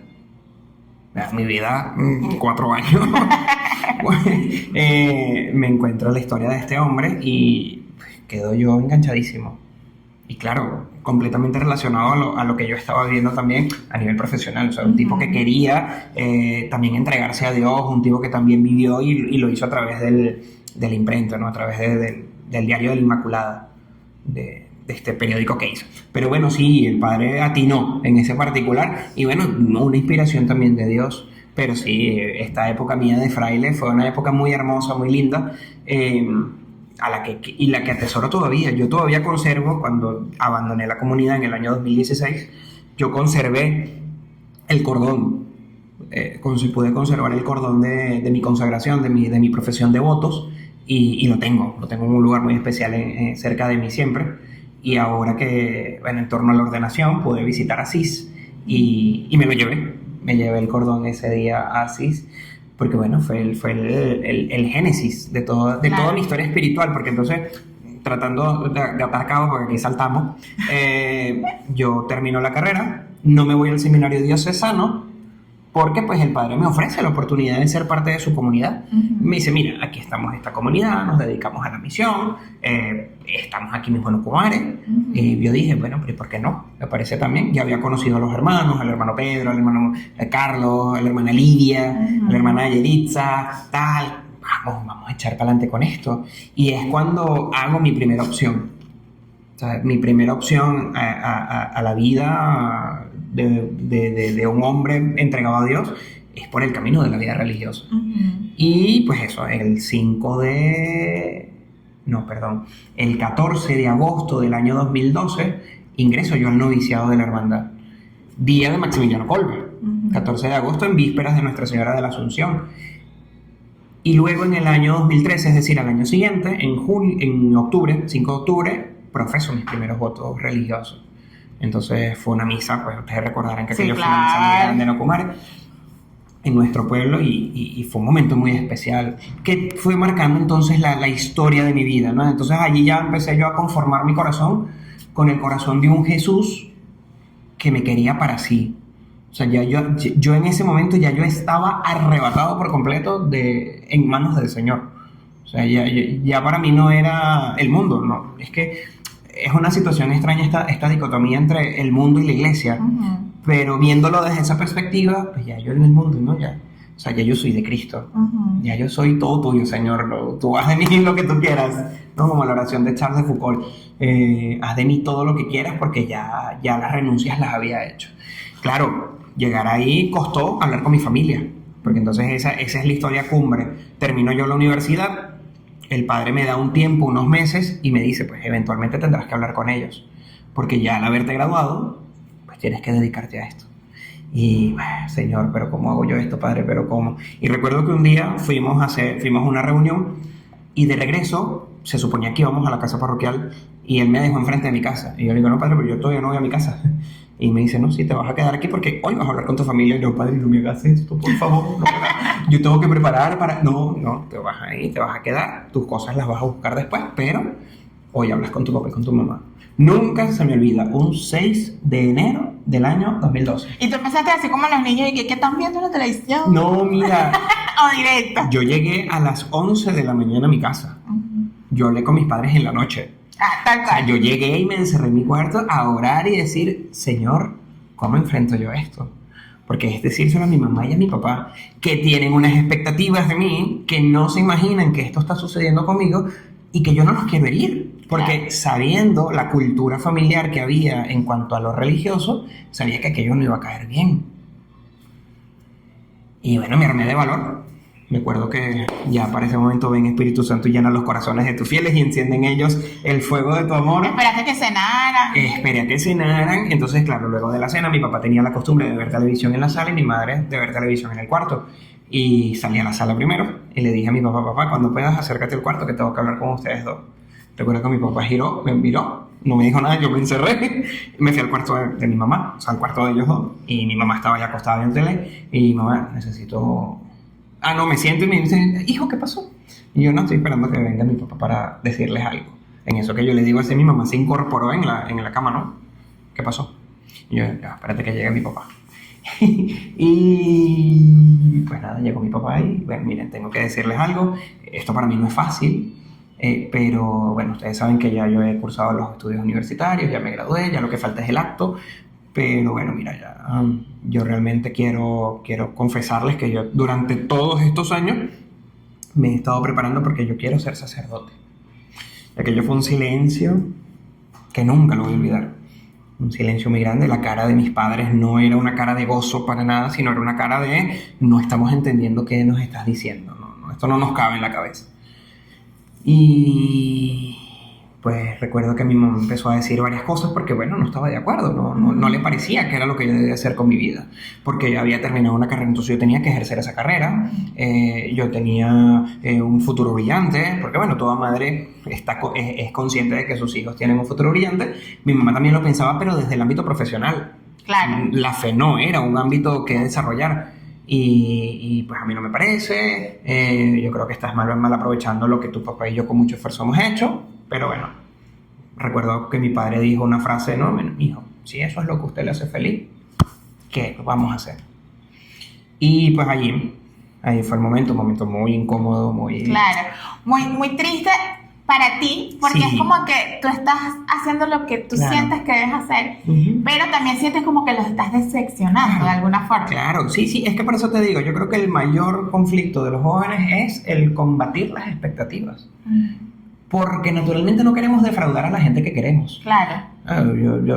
¿Cuántos amigos no tenemos y no pensamos, oye, si él hiciera esto, yo pudiera ir mejor? O tal persona... Que guardando las distancias pasa también con el tema de las profesiones. Por ejemplo, si mi papá es abogado, entonces tienen como la expectativa de que el hijo, o doctor, que son como esas grandes profesiones. Entonces, cuando el hijo intenta como ir para otro lado, siente como que voy a decepcionar si no hago lo que debería hacer. En tu caso, claro, guardando las distancias, porque obviamente no puedes tener un papá sacerdote, pero guardando las distancias también se siente de esa manera, me imagino. Sí, completamente. Pero es una tristeza que a la vez no lo ves, porque ya yo también estaba de sobreviso. Claro. O sea, yo tenía cierta certeza de que esto iba a suceder, pero a pesar de que sucediera, yo seguía adelante. Para ese momento ya yo tenía 21 años de edad, ya no era el Alan de la catequesis o el Alan de la pastoral, sino que ya pues licencié, ya a punto de recibir el título de licenciado, ya con un poco más de madurez, bendito sea el Señor con el testimonio de que pues nunca me metí en problemas en casa, nunca fui un muchacho revoltoso. Entonces, pues mira, esto que yo me estoy planteando va muy en serio. Y pues así me lo tomé. Pasó el tiempo, eso fue en enero. Luego en febrero el padre Francisco me vuelve a hacer otra jugada porque me dice, ya el consejo se reunió y como te vas con nosotros a la comunidad, pues tú ingresas el 5 de febrero. Ah, pues muy bien. ¿Y cuál cuarto de aquí de la parroquia de Ocumares? No, te vas a Barquisimeto. Y aquello también para mí fue otro momento de vulnerabilidad porque, claro, yo soy el menor de los 3 hijos y mis hermanos, después que pues ya para ese momento mis hermanos estaban haciendo su vida con sus parejas, con sus novios, sus cosas, y yo era el menor y me iba tan lejos. En aquel momento a mí Barquisimeto me parecía otro país. Claro. Y yo decía, me voy a ir tan lejos. O sea, ninguno de nosotros 3 se ha ido tan lejos del núcleo familiar. Entonces, era otra vez volver a llamar a Capítulo. Tu familia estaba asimilando una noticia cuando ya... Cuando tenían que asimilar que ahora me tengo que ir lejos y que ya tengo que romper con todo esto. Entonces fue así como que otra vez, mamá, papá, tengo que hablar con ustedes. Y recuerdo que mi mamá dijo, también nunca lo voy a olvidar, ¿y ahora qué? Y pues ahora qué es que me voy a Barquisimeto. Y no me dijo nada. Yo sabía que por dentro en ella se estaban moviendo cosas muy contradictorias, porque no era, o sea, en mi familia, hasta el sol de hoy, y por la investigación que he hecho, en mi familia no hay sacerdotes ni monjas. No había. Llegamos. Nada, me voy a Barquisimeto, un 5, recuerdo que fue un domingo, fui a misa a las 8 de la mañana en Ocumares, me confesé y pues a las 10 de la mañana estaba yo saliendo para Barquisimeto. Mi padre me acompañó, mi papá se fue conmigo y llegué a la casa de formación en ese momento, a la casa del postulantado, y bueno, me recibieron los hermanos con mucho afecto, con mucho cariño. Yo estaba que no me lo creía, porque entonces esa primera noche fue decirle al Señor, Señor, estoy aquí. O sea, no estoy en mi casa familiar, y ahora estoy en tu casa. O sea, ya tu casa es mi casa. Y ahí comenzó mi historia. A partir de ese momento comenzó mi itinerario de formación en la vida religiosa, en la vida franciscana. Una historia extraordinaria, conocer la vida de San Francisco, vivir las virtudes del franciscanismo, pues aquello fue muy valioso para mí.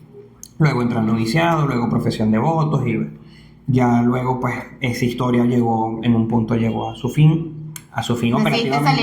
Decidí salir de la comunidad y también con esta cuestión de que pues para ese momento en el que salgo yo decía, hay algo aquí que no me basta. Hay algo aquí que no me basta, necesito más. No más de mucho, sino hay algo más. No termina de ser acá. Todo eso también pues acompañado con mucha oración, con mucho discernimiento, con el acompañamiento de los hermanos que estaban ahí conmigo. En el año 2016 salgo y pues regreso a mi casa. Lo curioso es que esta historia... Y esa mamá feliz. Sí, pero fíjate que sucede algo muy curioso en este interín, porque para este momento mi mamá ya estaba en la fe. Claro, mi mamá había abrazado la fe. Pasó algo curioso, ¿no? Y pues, quizás me atrevo a contarlo. Cuando yo entro a la comunidad de los franciscanos, a la comunidad misionera, en algún momento me envían a vivir a Ocumares, otra vez. Entonces de Barquisimeto paso a vivir en mi parroquia. Y claro, de mi casa a mi parroquia es un tiro al piso, que yo era súper cerca. Bueno, siempre fue súper cerca.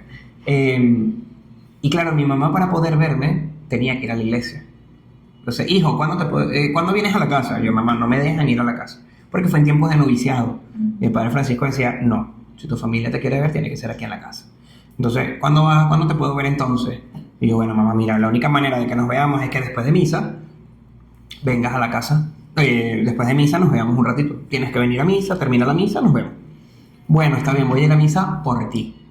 Pues muy bien. Siempre que me quería ver, hacía lo mismo. Me llamaba. ¿Puedo ir hoy? Sí. Bueno, misa, nos veíamos. Algún día pasó que me llamó, me preguntó, le dije que sí. Y yo no bajé a misa. Y me llamó. ¿No estuviste en misa? Ay, mamá, se me pasó a decirte, de verdad que es complicado. He tenido un día muy atareado, tal. Bueno, la próxima vez no me vas a perder el tiempo, tal, porque bueno, yo voy es por ti. No está muy bien. siguió así esa dinámica. Te digo que esto pasó en unos meses. Uh-huh. En algún momento pasó que yo no me llamó, pero bien, no me llamó, quiere decir que no nos vamos a ver. Cuando bajo a la iglesia, estaba allí. Y yo, termina la misa y, mamá, no me avisaste que íbamos. No, bueno, fue que me provocó venir. Muy bien. Y a partir de ahí se murió la llamada. O sea, el concepto de que ella me llamara para preguntarme ya dejó de llamarme. Y ella empezaba a ir. Si me veía, bien, pues bien. Y si no me veía, pues estaba muy bien porque había estado en misa. Y entonces era empezar a escuchar el cambio de lenguaje de mi mamá. Oye, qué bien se está en la misa. Oye, el padre predicó una cosa muy interesante. Y oye, ¿y qué otros días dan misa? Y empezó a beber de aquella fuente que emana y que no se termina nunca. Y pues eso bastó para que mi mamá ingresara a la parroquia. Entonces, hijo, y me dijeron, escuché que hay un retiro, ¿yo puedo ir? Claro, mamá, claro que puedes ir. Y me ofrecieron trabajar en la pastoral social, ¿y tú crees que yo? Claro, mamá, claro que lo puedes hacer. Y bueno, ustedes conocen muy bien que al final mi mamá terminó siendo coordinadora de la pastoral social, perteneciente a la comunidad de Éxodo, también de la comunidad. Y pues hoy en día mi mamá es una mujer de fe, de rosario diario, de misa diaria, y una mujer orgullosísima de tener un hijo sacerdote. Por supuesto. Sí. Y tu papá siempre fue como más dócil, Mi ¿no? papá siempre fue muy ecuánime. Mi papá es un hombre paciente, un hombre humilde, un hombre sencillote, que no es que brilla así por mostrar sus emociones, pero es un hombre que sí se emociona, pues. Y también muy contento de todo el camino que he hecho, ¿no? Y que hemos hecho como familia también, lo mismo que mis hermanos. Yo le doy gracias a Dios que lo que en algún momento fue una contrariedad para mi familia, hoy en día es motivo de orgullo. Hay una anécdota que la voy a contar porque le sucedió a mi mamá. Alguna vez en el terminal de Ocumare se encontró con una vieja amiga. No, una amiga vieja. Son dos cosas diferentes. Son dos cosas diferentes, una amiga vieja que una vieja amiga. Y esta mujer, bueno, años sin verse, ay, Francis, qué bueno verte, ¿y tus hijos cómo están? Ay, bueno, el grande trabajando, ya tiene una niña, ay, qué bonito, qué bueno. La hija grande también, ya casada, ya su vida hecha. Un bebé hermoso que ya está grande, ay, qué bueno, me alegra. Y bueno, el chiquito pues estaba preparándose para ser sacerdote. Ay, qué lástima. Y recuerdo que mi mamá me lo contó con la emoción del momento y me dice, pero ¿cómo que qué lástima? Si yo estoy muy orgullosa y qué dicha yo poder decir que mi hijo se está preparando para ser sacerdote y tal. Y bueno, defendió la causa.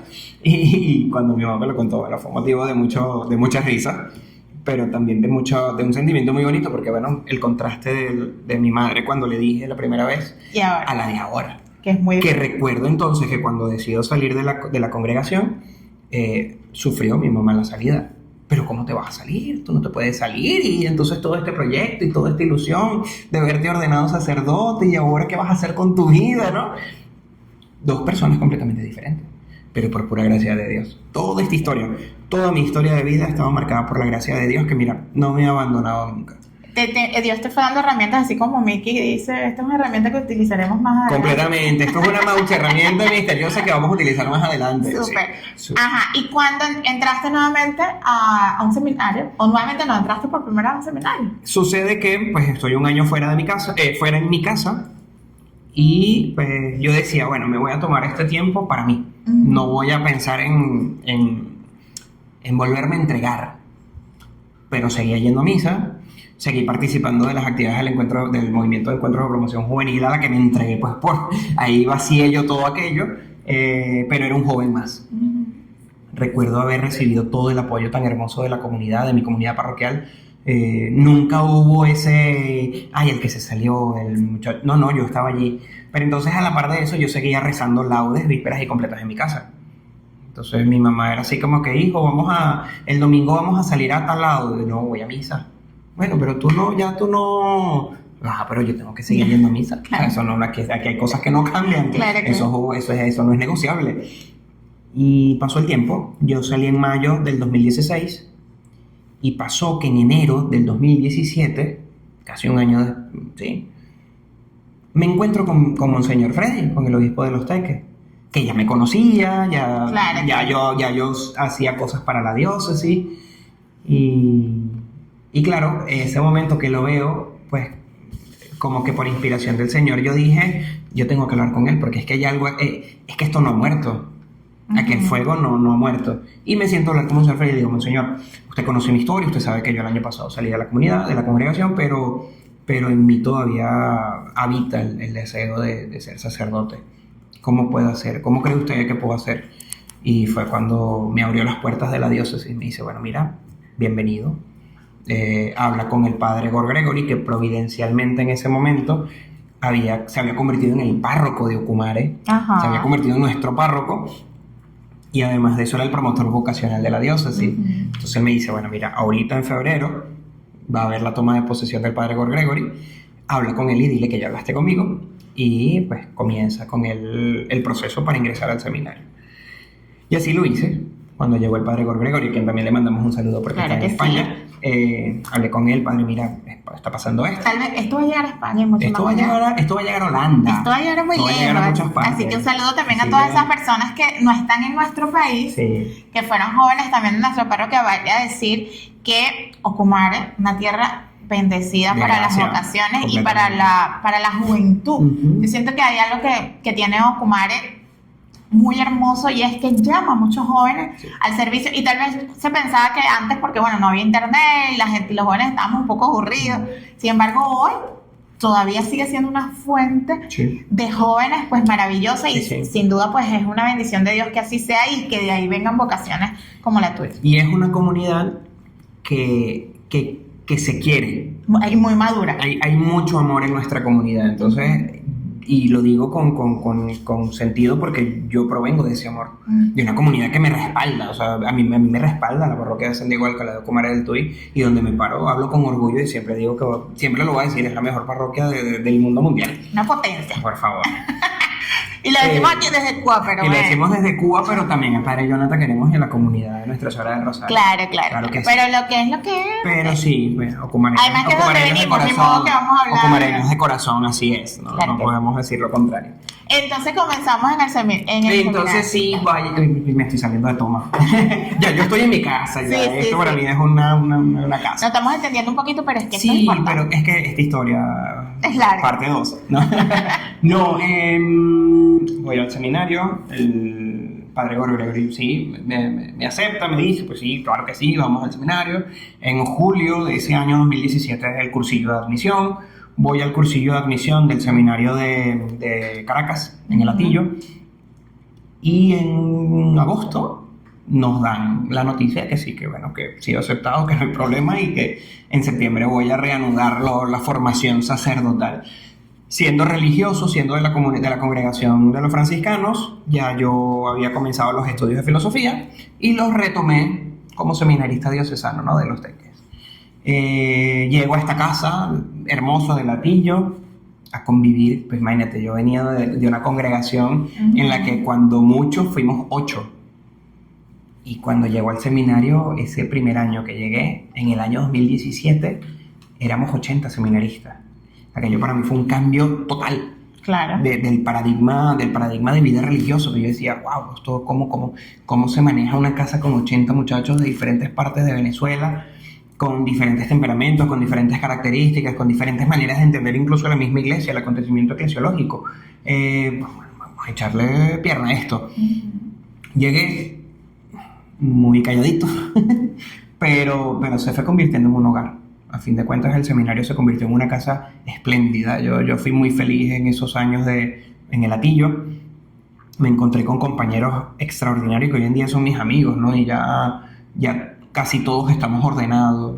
Para los que no saben, en el seminario tú te quedas interno. Ajá, eso, ya en el seminario, ya yo vivía en el seminario. ¿Y sales el fin de semana o cómo ellos te mandan para alguna comunidad? ¿Cómo es la movida? No, la dinámica del seminario era vivir y estudiar en el mismo lugar, y los fines de semana hacíamos pastoral.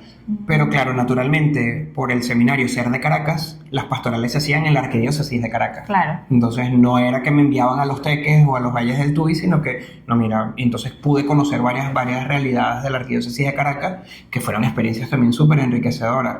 Que como spoiler de Dios, porque Dios también es un gran escritor de historias, por supuesto, el primer destino de pastoral al que voy como seminarista es el destino en el que estoy ahora trabajando. Entonces el Señor fue así como que échate un vistacito por aquí, vete familiarizando porque algo se vienen cositas.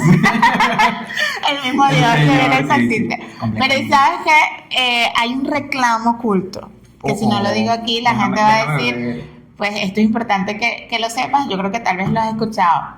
Llega un punto donde todos pensamos que ibas a ser sacerdote de nuestra diócesis, pero tú tomaste una decisión diferente que a muchos pues les impactó, ¿no? Sí.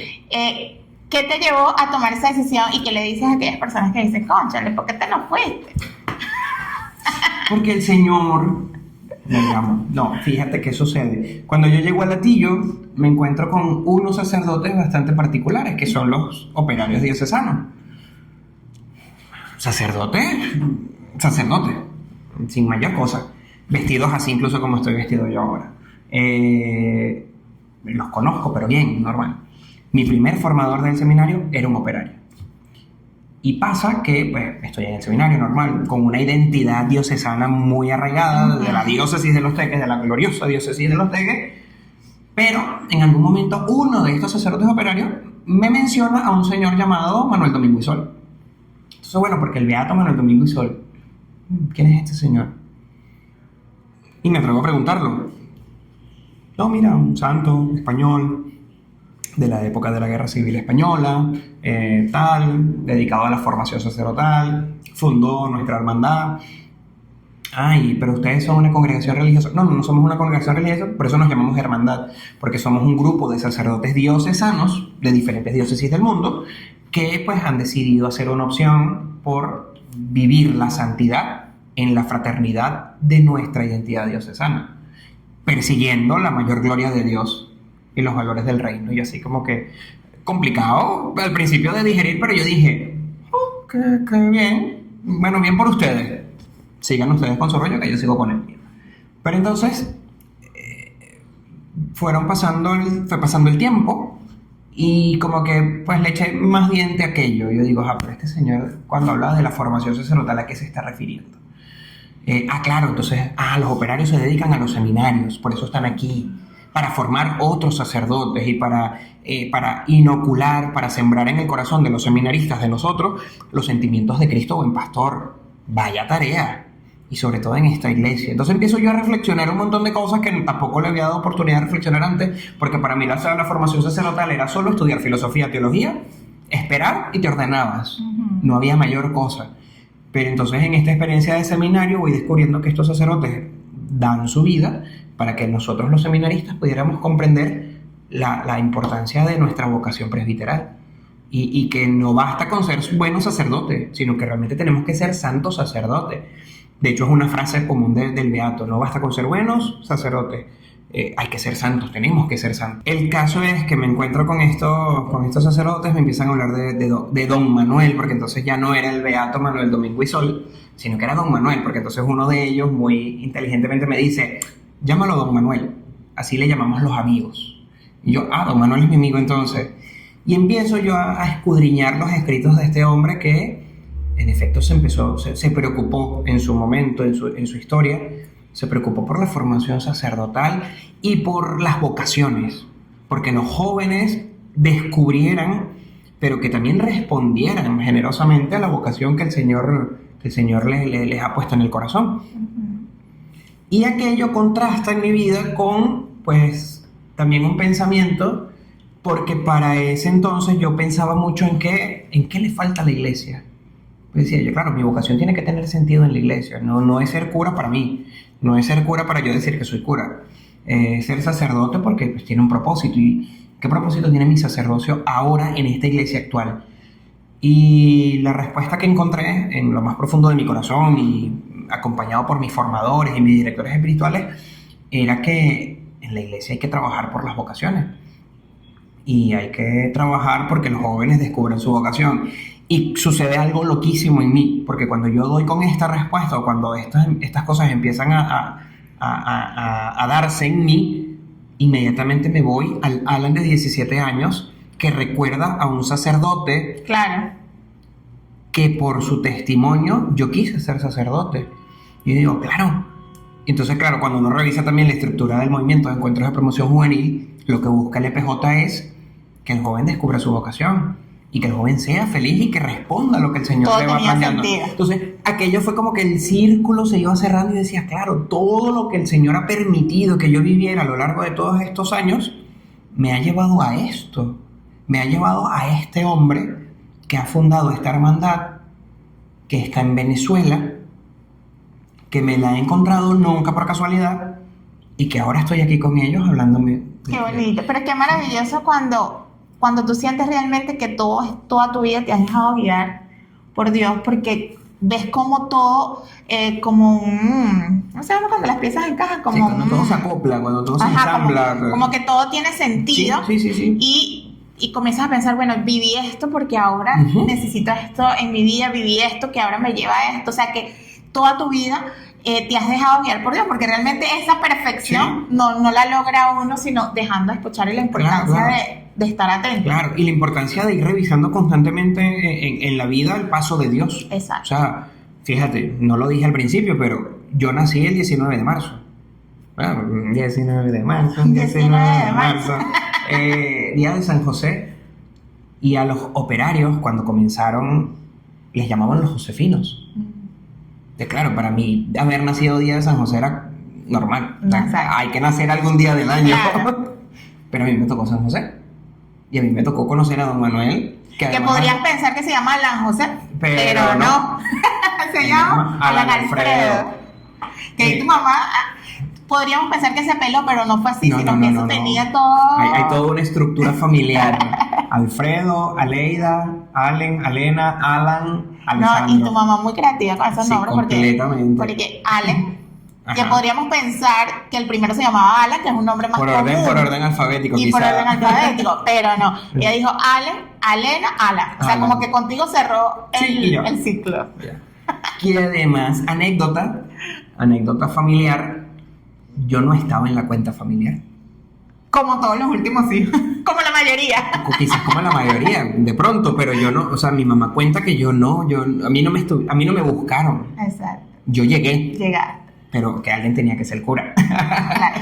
Y Chiche, esto es una cosa muy importante. Cuando yo estaba embarazada de Picosa, o sea, de Miranda, que es mi última hija. La que le llamamos Picosa, que es mi ahijada. Cariñosamente.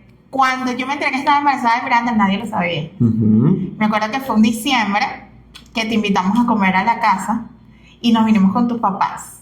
Que tus papás nos trajeron, no sé si seguramente, pero no. Y ahí nosotros te dijimos que estábamos embarazados, que no lo habíamos dicho a mucha gente. Y tu mamá fue muy cómica porque tu mamá dijo, ¡otro más!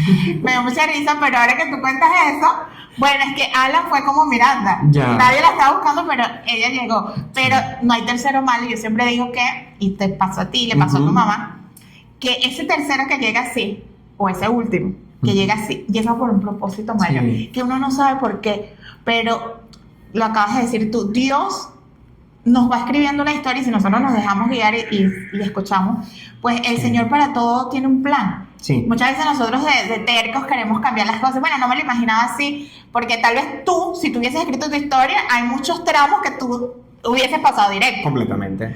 Pero por algo tenías que haber pasado por eso, y por eso es importante que en nuestra vida siempre nos estemos preguntando ¿qué quiere el Señor conmigo para que yo viva esta historia? O sea, ¿qué tiene que pasar acá que más adelante lo entenderé y vivirlo con confianza, ¿no? Y con el propósito claro de que no eres tú el que guía tu vida, sino que hay alguien que está allí para ti, que te está guiando y que si te está haciendo pasar por ese momento difícil, que muchas veces lo vemos así, es porque más adelante lo vas a entender. Sí. Aunque en ese momento no. Una de las cosas que yo hoy también digo mucho es que yo le doy gracias a Dios porque hubo personas en mi historia que se preocuparon por hacerme ver las señales. O sea, buenos guías, buenos maestros. Buenos instrumentos que me decían, ¿a ti no te parece que esto que está sucediendo o que sucedió en tu vida pueda tener este sentido desde Dios? Y yo, claro, tiene todo el sentido del mundo. Entonces eso yo creo que también es la clave, ¿no? Porque en la pastoral vocacional muchas veces se dice que bueno, si el Señor te llama, el Señor, cada vida es una vocación, toda vida es una vocación. Pero, ok, una cosa es decir, todavía es una vocación y que yo sepa que en mí hay una vocación, pero ¿quién me enseña realmente a verlo? O sea, ¿quién me toma de la mano y me dice, mira, aquí, esto es esto, Esto tiene sentido aquí. Tu historia familiar, date cuenta, eres el tercero, no estabas en la cuenta, tus hermanos ya están casados, tienen hijos, pero aquí el Señor te ha sembrado algo especial. Mira, naciste, de pronto, esto de que yo nací el 19 de marzo y tal, y los Josefino, eso me lo hizo ver a mí un operario. Y me dice, pero tú naciste el 19 de marzo. Yo le digo, sí. Que no es como los astrólogos que... ¿Qué día naciste? Pero, por si acaso. Piscis. No, nada, absolutamente nada producto del azar. O sea, como tú bien decías hace rato, Dios fue escribiendo sus cosas y como te lo mencioné, fue dando spoilers poco a poco. O sea, aquello es impresionante cómo Dios, a la luz de la madurez que tengo y de la conciencia que tengo de mi propia historia, cómo Dios fue construyendo todo. Y claro, cuando me detengo a pensar en esto, siempre le digo lo mismo al Señor en el sagrario. Le digo, hiciste lo que te dio la gana. Hiciste conmigo lo que te dio la gana. Pero entonces aquí viene la segunda clave. Y es que yo me dejé.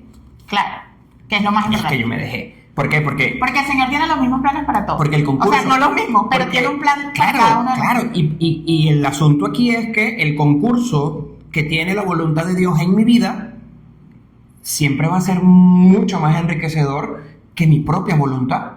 Porque yo puedo pensar cosas hermosas acerca de mi vida. ¿Quién no quiere construir su futuro lo mejor posible? Todos queremos construir nuestro futuro de la mejor manera.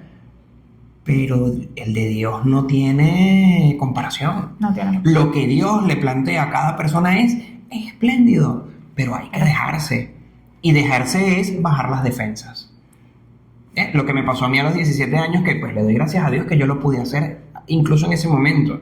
No tuve reparo en decirle, pues yo me entrego. Si esto es lo que tú me planteas, pues yo para adelante. Porque gracias a los que tuve yo en el pasado, a Alicia, a Rubén, a todos estos que hemos mencionado, a la comunidad tan bonita que hicimos de jóvenes parroquianos en aquella época, el pensar que Dios me escogiera era una bendición. O sea, porque yo le voy a decir que no al Señor, esto no tiene sentido. No tiene sentido que yo me niegue a lo que el Señor me pueda plantear. Y en efecto, todo aquello, lo que vino fue después en bajada. Que sí, que han habido momentos muy duros, por supuesto, que los ha habido, no son parte de la historia de vida de cada quien. Han habido momentos de soledad, han habido momentos de tristeza, han habido momentos en los que pues, uno se siente ciertamente desorientado. ¿Será que es esto, Señor? Pero sí, a fin de cuentas el Señor te conforta, el Señor busca, también pone en tu camino personas y situaciones que te animan. Porque a fin de cuentas nuestra entrega tiene que ser una entrega radical por el bien de las almas. Hay un documento muy importante en la formación sacerdotal, a pastores de Abobovi. Hay un texto muy lindo que nos recuerda que el sacerdote se santifica en el ministerio. La manera de yo llegar a ser santo es ejerciendo mi ministerio sacerdotal plenamente, sin distracciones, sin poner el corazón fuera de lo que debe ser. Y pues, ahora mismo, ¿dónde debería estar mi corazón? Pues entregado a la comunidad en la que estoy, dedicado a la pastoral que el Señor me ha puesto delante, dedicado a la evangelización, al testimonio de vida, a todas estas cosas. Cuando yo me conecto con la hermandad, cuando yo entro en contacto con la hermandad de los sacerdotes operarios diocesanos, empiezo a entender esto con mucha más fuerza, como seminarista. Y yo decía, claro, estos hombres viven con una sensibilidad muy hermosa a su ministerio presbiteral. ¿Por qué? Porque entonces la experiencia en el seminario fue tener sacerdotes que a la hora que yo quisiera estaban allí para escucharme, lo que fuera. Padre, necesito hablar contigo porque pues, de pronto me disgusté con algún compañero del seminario. Pues mira, siéntate. Y recuerdo una experiencia muy linda, ahorita que tienes la computadora la recuerdo porque había un formador que apenas uno aparecía en la puerta de su cuarto, él cerraba la computadora. Siéntate, ¿qué pasó? No, padre, venía a saludar. Pues muy bien, abría la... Pero si era que querías contar algo, inmediatamente él cerraba y te prestaba atención. Tenía la disposición. Claro, porque para eso estaban en el seminario. Entonces yo decía, wow, o sea, llegó un momento en ese estar en el seminario arquidiocesano, siendo seminarista de los Teques, en el que yo dije, yo quiero tener esa sensibilidad, porque yo me sentía demasiado bien teniendo sacerdotes a mi disposición que me escucharan, que me dijeran, tú puedes ser santo, que me dijeran, tú puedes ser mejor, que me dijeran, ánimo, lo estás haciendo bien, y que cuando me equivocaba, porque vaya que me equivoqué bastantes veces, no me juzgaran, ni pusieran en duda la vocación que el Señor había sembrado en mi corazón. Voy a confesar aquí un secreto muy grande. Una vez en el seminario yo reprobé una materia, una asignatura, y aquello a mí me llenó de una vergüenza enorme, porque pues varias circunstancias, y yo decía, pues ya, hasta aquí termina mi historia, o sea, hasta aquí llegué yo, como se enteren y que lo van a saber pronto, pues ya. Y recuerdo que mi formador me llamó y me dijo, ¿qué pasó? Y bueno, mira, ahí tratando de empatar las cosas, pero a fin de cuentas había sido culpa plenamente mía. Y él me dijo, pues bueno, nada, no pasa nada, la vuelves a inscribir. No me van a votar, no me voy del seminario. ¿Por qué tendrías que irte del seminario? Esto no determina tu vocación. ¡Wow! Aquello fue para mí una experiencia de misericordia, de amor, que pudiera ser una cosa sencilla, Uh-huh. pero es que en esas cosas sencillas también uno experimenta la cercanía de personas que quieren caminar contigo. Y encontré en los operarios gente que quería caminar conmigo. Decidiste entrar en esta hermandad, tuviste una Eucaristía maravillosa donde te ordenaron Sí. como sacerdote, que todos pudimos ver a través de YouTube, y luego también nos regalaste una Eucaristía hermosísima en tu pueblito aquí en Cumares del Tuy, donde te pudimos acompañar físicamente. Sí, fíjate que la experiencia en España fue hermosa, ¿no? El poder compartir con mi familia y estar con gente querida, porque además estuvieron miembros de la hermandad con los que no conocía, y conocerlos allí, estar en torno a esta celebración tan bonita, que bueno, es una celebración. Las ordenaciones a mí me gustan mucho, pues, por un sentido natural. Claro. Porque, pues, eso es. Pero yo en muchos años he aprendido a no ver tanto al candidato, ¿no? Porque es que a fin de cuentas, y yo lo decía en las palabras de agradecimiento de mi ordenación, o sea, aquí no estamos celebrando a Alan, porque es lo lógico, ¿no? Pensar que la misa de ordenación es como una graduación, como una promoción. Eso, exacto. No, aquí no estamos celebrando a Alan, aquí estamos celebrando el amor de Dios, que es tan grande, que es capaz de llamar a un hombre pecador, débil, frágil, para dedicarse a ser pastor del pueblo. Entonces lo vi así, lo viví así, bueno, eso, me sentía súper chiquitito allí en medio, aunque el templo de la reparación nuestro en Tortosa es un templo pequeño. Y muy lindo. Muy lindo, la verdad que Muy sí. acogedor. Sí, fue una celebración muy íntima. Y bueno, pues después de eso estuve una temporada un poco, bueno, un mes estuve ahí en Europa con mi familia compartiendo y disfrutando. Y luego me tocó regresar. Y bueno, ya de regresar fue vivir entonces también desde otra perspectiva esto que el Señor me ha dado con esta comunidad, ¿no? Entonces pude celebrar misa en Ocumare, que fue especial. Bellísimo. Yo en más de un momento me quebré, bueno, por tantos signos y símbolos, empezando por la comunidad en sí misma, porque bueno, y tú sabes que lo decía, ¿no? O sea, es inevitable estar aquí delante de ustedes y no sentirme como el Alan de 15 años que llegó a la parroquia. Y bueno, como dicen por ahí, cargado con una mochilita llena de sueños e ilusiones, y ver todo aquello concretado ya en mi ministerio presbiteral y estar aquí con ustedes, ya predicándoles como pastor, cuando delante de mí había gente que fueron mis pastores, que fue la gente que me acompañó, o sea, que fue la gente que estuvo conmigo desde los inicios. Entonces fue muy emotivo aquello. Y pues un signo de que esto definitivamente es lo que tiene que ser. Yo estoy contentísimo, la verdad, viviendo un ministerio hermoso. Ahora mismo, bueno, porque pertenezco a la Hermandad de los Padres Operarios, ellos me han enviado a trabajar en la diócesis de Petare. Uh-huh. Y estoy allí en una parroquia pues muy hermosa también, a la que quiero muchísimo, la parroquia Sagrado Corazón de Jesús, porque es verdad que es la comunidad que me está enseñando a ser pastor. Es la comunidad en la que estoy todos los días, entonces pues ya puedo confesar a la gente, ya celebro la misa, acompaño al grupo juvenil, acompaño a los catequistas, a los ministros del altar, y la cotidianidad pues es bastante enriquecedora, con sus desafíos por supuesto, que son bastantes, pero animadísimo. Ahora alguien me preguntaba en estos días, ¿eres feliz? Que es una pregunta que no se suele hacer, Uh-huh. pero yo decía, lo más que puedo llegar a hacer ahora mismo, que espero y trato de verlo desde esa perspectiva, no es porque sea este momento, sino porque aquello que yo tanto le pedí al Señor, que es, Señor, ¿qué quieres de mí? Ya hoy lo tengo más que claro. Lo tengo más que claro, pero tengo que seguir rindiendo, ¿sabes? Claro. Tengo que seguir dándome, tengo que seguir saliendo de mí para llegar a los demás y llevar a Cristo, ¿no? Hacer la experiencia de San Juan, menguar yo para que sea Cristo el que crezca. ¿Tienes un negocio físico o digital y deseas atraer clientes todos los días que te escriban por tu DM o te escriban por WhatsApp interesados en tu producto? Pues te ayudamos a lograrlo. Creamos tus campañas publicitarias para que siempre tengas clientes preguntando por tu servicio o por tu producto. No necesitas saber de estrategia, no necesitas saber de marketing, nada de eso, porque todos lo hacemos por ti. Si no tienes los videos, te ayudamos a crearlos. Si no tienes las imágenes, te ayudamos a crearlas, porque hacemos las pautas de manera estratégica para que cada vez tengas más clientes interesados en tu producto o en tu servicio. Si deseas más información, escríbenos, aquí te daremos todos los detalles. Y bueno, tal vez muchos no lo saben, pero Alan es muy cercano a la tecnología. De hecho, la primera vez que yo vi una Mac así cerca de mí fue tu Mac, el iPhone y todos estos elementos que tú usas regularmente. Ahora me imagino que como sacerdote lo vas a incorporar también en tu servicio formativo y para la evangelización. ¿Tú crees que todas estas herramientas hoy en día son importantes, sobre todo para llegar a las nuevas generaciones? Completamente. Mira, a mí la fascinación por la tecnología me viene de pequeño.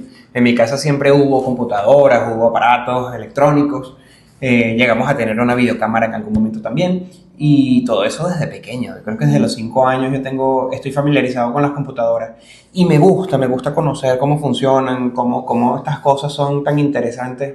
Recuerdo la fascinación de usar Encarta 2000 y navegar en internet. Y es verdad que ya cuando grande, pues todo aquello se maximiza. Y es verdad, ahora que lo pienso, el tema de la carrera universitaria también me ayudó a terminar de perfilar el gusto por la tecnología, porque entonces me daba cuenta lo práctico que era todo. Tú recordarás que cuando nosotros éramos jóvenes, cuando estábamos en la parroquia,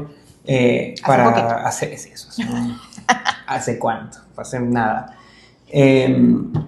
Teníamos que trasladar, o sea, había que mover un televisor en una mesa con un equipo de sonido grandote, porque había que poner una cinta, porque había que poner un cassette, y aquello todo era aparatoso, ¿no? Entonces, pero daba resultados, es verdad. Ahora tú con un video bien conectado por Bluetooth con el teléfono, pues ya no necesitas nada de eso. Entonces, es verdad que estas cosas han hecho que la pastoral sea mucho más eficiente y mucho más práctica. Entonces yo creo en el valor de la practicidad, de que la tecnología está para hacernos la vida mucho más fácil. Claro, no se trata de ser unos vagos, pero es verdad que hay procesos que se pueden optimizar. Claro. Antes, por ejemplo, ¿cómo eran las computadoras? Pues de escritorio, no las podías mover. Entonces, así tenías que hacer el documento y si se equivocaba, pues Pero ahora tú con tu laptop puedes trasladarla a cualquier parte. Yo vivo casi que con la computadora encima porque siempre que voy a los lugares a donde voy hay que hacer algo. Entonces, oye, necesitamos hacer un diseño. Y yo desenfundo mi idea, bueno, vamos a hacerlo ya. ¿Te trajiste la computadora? Claro. Bueno, necesito un diseño para que sea. Bueno, ahorita lo hacemos. Aquí esa es otra cualidad tuya que no habíamos dicho, pero eres un amante del diseño gráfico, aunque nunca lo estudiaste. Correcto. Como tal.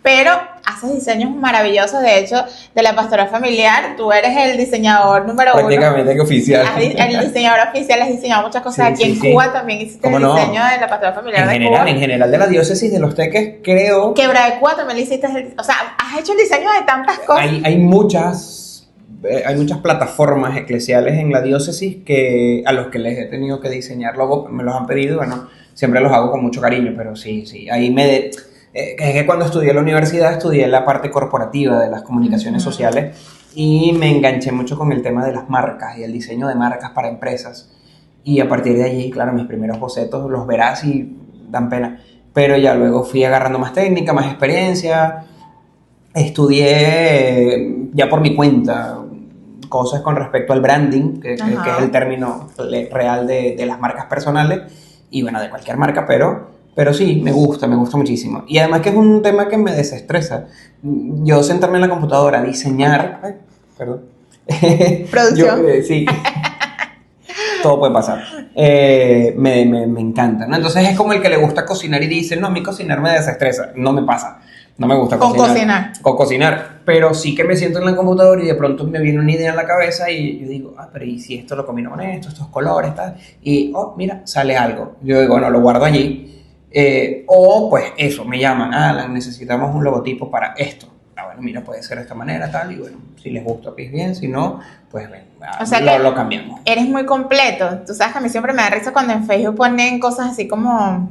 Yo ahorita supiera inglés, pero mi mamá me metió en catequesis. Sí. Y es como que, o sea, como que si ese tiempo te quitó el poder estudiar otras cosas, cuando realmente, por ejemplo, tu caso, que lo tengo que decir, o sea, comunicador social, sabes de diseño gráfico, pero además no solo comunicas, sino que eres muy de lectura y entonces tienes todo aquí un bagaje en la comunicación o en el lenguaje que utilizas, que impactas a jóvenes y adultos, que esa es una parte de la presentación, pero yo he escuchado adultos que me han dicho, qué bonito habla ese joven, porque no deja de ser juvenil, que conectas también con los jóvenes porque tienes como su dialecto, porque eres joven, pero al mismo tiempo sabes conectar con adultos, que es tan complicado, sobre todo cuando tú eres joven, y además sabes conectar con los más chiquitos, y eso es todo un don, además, una habilidad. Claro, fíjate que a mí una vez, la primera pregunta que a mí me hicieron cuando yo llegué al seminario de Latillo fue, ¿en qué sacerdote te quieres convertir?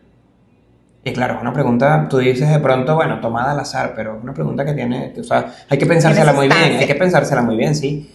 Y yo recuerdo que la respuesta mía, porque además era una respuesta breve, yo dije, yo quiero convertirme en el futuro en el sacerdote que yo me hubiese querido encontrar de joven o de más chamo. Entonces, claro, a la luz de las experiencias, pues eso, me he preocupado por aprender. Porque pues también la gente a veces tiene la idea de que esto viene por don natural. Pues sí, hay algo que pues viene de ciertos talentos, de ciertas capacidades, pero la verdad es que la mayoría viene de tú prepararte para esto. O sea, el hecho, y a ti te pasa como a mí, oye, es que a mí me gusta como tú hablas en público, pero es que yo no todo el tiempo fui así. Claro. Que tuve que prepararme para poder pararme delante de una asamblea y dar una homilía. O yo tuve que prepararme para sentarme delante de un grupo de jóvenes, que no hay nada más complicado que pararse delante de jóvenes, sobre todo si son adolescentes entre 13 y 17 años. Es muy complejo tener la atención de estos muchachos. Entonces no basta con que tú creas que eres carismático, que eres simpático, sino que tienes que, ¿qué herramientas puedo usar? Entonces, tengo que conectar con algo que les guste, o con algo que ellos se sienten identificados. Yo una vez cuento esta historia porque me pasó en una actividad con jóvenes que yo dije, bueno, me tocaba hablar de Jesús de Nazaret como personaje histórico. Y entonces yo decía, bueno, ahorita les voy a hablar yo de un personaje que cambió el mundo, un personaje que fue capaz de dar su vida por la humanidad, un personaje que en todo momento brilló por sus virtudes, porque era bueno, porque luchaba por la justicia y porque en todo momento permaneció fiel a su misión y hasta dar su vida por nosotros. ¿De quién creen ustedes que yo estoy hablando? Entonces, claro, los muchachos con aquel desinterés, bueno, de Jesús. ¿Y quién es Jesús? Yo no estoy hablando de ningún Jesús. Estoy hablando de Goku, de Dragon Ball. Y aquellos muchachos enseguida, aquellos que estaban en esta actitud de que están esparramados en la silla, inmediatamente se incorporaron y, ¿pero cómo que vas a hablar de Goku? Pero Goku es Dragon Ball. Entonces uno de ellos me pregunta, ¿tú ves Dragon Ball? Y yo digo, claro. Y yo vengo aquí a hablarles de Dragon Ball y hablarles de Goku y empiezo yo a desarrollar todo un tema. Claro, al final todo aquello se desmontaba con que Goku no existe. Pero hubo uno que hizo lo mismo, mucho más, pero sí existió y es de verdad, y es Cristo. Entonces aquello generó un impacto en esos chamos. Entonces, claro, a partir de ahí eso, procurar siempre tratar de conectar con la gente. Storytelling en marketing. Exactamente. El entonces, arte de narrar historias. Y tú no que te además imaginas. tú lo haces muy bien, porque en estos días estábamos aquí en una capacitación, aquí no, en Ocumare, y tú estabas hablando de un pasaje de la Biblia que ahorita no recuerdo, pero la forma como tú lo contaste era como que si yo estaba ahí viendo todo lo que estaba pasando. Sí. Narrando la historia, que nunca me la habían contado así, además. Y yo quedé como que nunca la había entendido de esa manera porque nunca me la habían contado claro. así. Eso es un arte. Y lo mismo que siempre que hablo de las bodas de Caná. O sea, manifestarle a la gente la preocupación de que se quedaran sin vino, yo siempre lo traigo al presente como la preocupación que tiene una gente que hace una fiesta y se queda sin tequeño. O sea, tú vas a una fiesta y te quedas sin tequeño, ¿qué es lo primero que va a decir la gente? Que esta fiesta no sirvió de nada. O sea, me hicieron venir, me hicieron arreglarme, plancharme el pelo, lo que sea. Claro. Y no comí tequeño. Tienes que esperar que mínimo la fiesta esté muy... Correcto. Muy adentro, sí. Como cuando la vaca, pero... Eso. Entonces sí, me he preocupado porque mi manera no se trate de agradar, sino se trate de conectar. De que llegue el mensaje. De que conecte. Entonces que la gente pueda sentirse cercana a todo esto. ¿Por qué? Porque la experiencia de Cristo es cercana. Entonces lo es conmigo. Entonces yo quiero garantizar y yo me preocupo, ¿por qué? Porque sea también cercana con las otras personas. Entonces sí, me he valido de herramientas, pero hablando nuevamente del tema de las redes sociales, el internet, no te imaginas la cantidad de videos que yo veo de conferencistas tratando de conectar con su audiencia. Estas charlas TED, ahora mismo, sin ánimo de publicidad, pero el BBVA, tiene una serie de conferencias extraordinarias con unos ponentes extraordinarios. Yo digo, yo no es que quiera ser como ellos, pero su manera de contar historias y su manera de conectar, pues a mí me sirve para hacerlo desde mi lugar como pastor. Entonces, claro, las historias bíblicas son historias que también tienen que ver con nosotros y en muchas cosas yo conecto con ellas. Entonces, todo esto me lo permite las redes sociales. Jesucristo tomó las parábolas para que en ese tiempo las personas pudiesen entender lo que él decía y llevárselo lo más simple posible, pues es lo mismo que tú haces ahora con las nuevas herramientas que tenemos. Exactamente. O sea, llevar la narrativa a lo que conocemos, porque claro, para ellos ese era su día a día y ellos lo podían comprender. Sí. Para nosotros ahora, comprender esas historias contadas en esa época, muchas personas necesitan la interpretación. Claro, por ejemplo, tú hablas hoy en día de sembrar la semilla. ¿Quién ha sembrado una semilla? Las nuevas generaciones lo que conocemos es el frasquito de compota con la semilla de el granito de caraota, pero no tenemos experiencia de sembrar, cosechar, de arar. Entonces, claro, son los grandes desafíos, por ejemplo, del estudio bíblico. La palabra de Dios usa palabras que son propias del momento. Arar. O sea, sabemos lo que es arar. Arar la tierra, prepararla para, qué sé yo, cuando uno lee los salmos, son como saetas de fuego. ¿Qué es una saeta? Una flecha. Ok. Entonces, eso, ¿no? Entonces, a mí me gusta empaparme de todo aquello para poder contárselo a la gente, porque me gusta contar las historias como los grandes chismes bíblicos. Eso porque además tuve un profesor en el seminario, el padre Numa Rivero, extraordinario profesor de historia de la iglesia antigua y medieval. Y él nos contaba la historia como si fuese un chisme, como si fuese, porque ustedes saben que los apóstoles tal cosa. Entonces, claro, uno fascinado porque uno dice, pero es que es una manera muy interesante de aprender. Entonces me gusta y me he preparado. Bueno, vamos a una parte, ya estamos casi finalizando, el podcast hizo largo, pero es que nuestro invitado habla mucho. Y hablo rápido, que es lo otro. Y creo que necesitamos una segunda parte. Bueno, claro. Segurísimo que sí. Bueno, preguntas rápidas, respuestas rápidas. Muy bien, pensarlo mucho. Ok. Que toda la vida estuve esperando este momento. Esto va a estar bueno. Un santo que te inspire. Maximiliano Kolbe. Una canción que te levanta el ánimo. Hoy va a ser un gran día de Mau y Ricky. ¿Ah, sí? Increíble la canción, me encanta. ¿Recomendada? Hoy va a ser un gran día. La voy a buscar. O sea, yo poco escucho a Mau y Ricky. Si Mau y Ricky están viendo esto. Por favor, véanlo. Red social favorito para evangelizar. Instagram. Mi favorito también. Sí. Frase o versículo bíblico que te sostiene. Una frase de Maximiliano Kolbe. No olviden el amor. Me gusta. Sí. Lo que más disfrutas hacer en tu día libre. Dormir. ¿Te parece tanto a mí? Sí. Una palabra que define tu sacerdocio hasta ahora. Entrega total. Sin reservas. Súper. Emoji que más usas en tus chats. ¿Tu emoji favorito? Sol. El sol. Pero sí, pero porque tiene una implicación. Como soy operario y el nombre del beato es Manuel Domingo y Sol, entonces siempre uso el sol. Y como siempre le ando hablando con la gente y pregunto cosas y la gente me responde, siempre termino diciendo, eres un sol. Entonces pongo, eres un y el emoji del sol. A mí no me has mandado un eres un sol. Bueno, ahorita reclamo público. Si no fueras sacerdote, ¿qué estarías haciendo? Estaría trabajando en el departamento de marcas de una empresa. Completamente. O sea, estuviera luchando, o ya tuviera yo mi propia empresa para yo manejar mi propia marca de branding. Que no es de brindis, sino de branding. Ojo. Okay. Sí. ¿Cómo definirías esta palabra con una palabra? Los tellecheas. Wow. Maestros. EPJ. Mi casa. Padre Francisco. Mi eterno amigo. Ocumare del Toy. ¿Dónde está sembrado mi corazón? No sé si tiene que ser en una sola palabra, pero es quedó muy bonito. Es imposible, pero en Ocumare está sembrado mi corazón. Muy bien, mira, chévere. ¡Bravo! Muy bien. Bravo. Bueno, por último, para terminar pues este podcast, me gustaría... Que por cierto, ya va, también, bueno, no voy a desdecir de la que dije antes, pero también una frase que que me marca mucho en mi ministerio actual, no estamos destinados a salvarnos solos.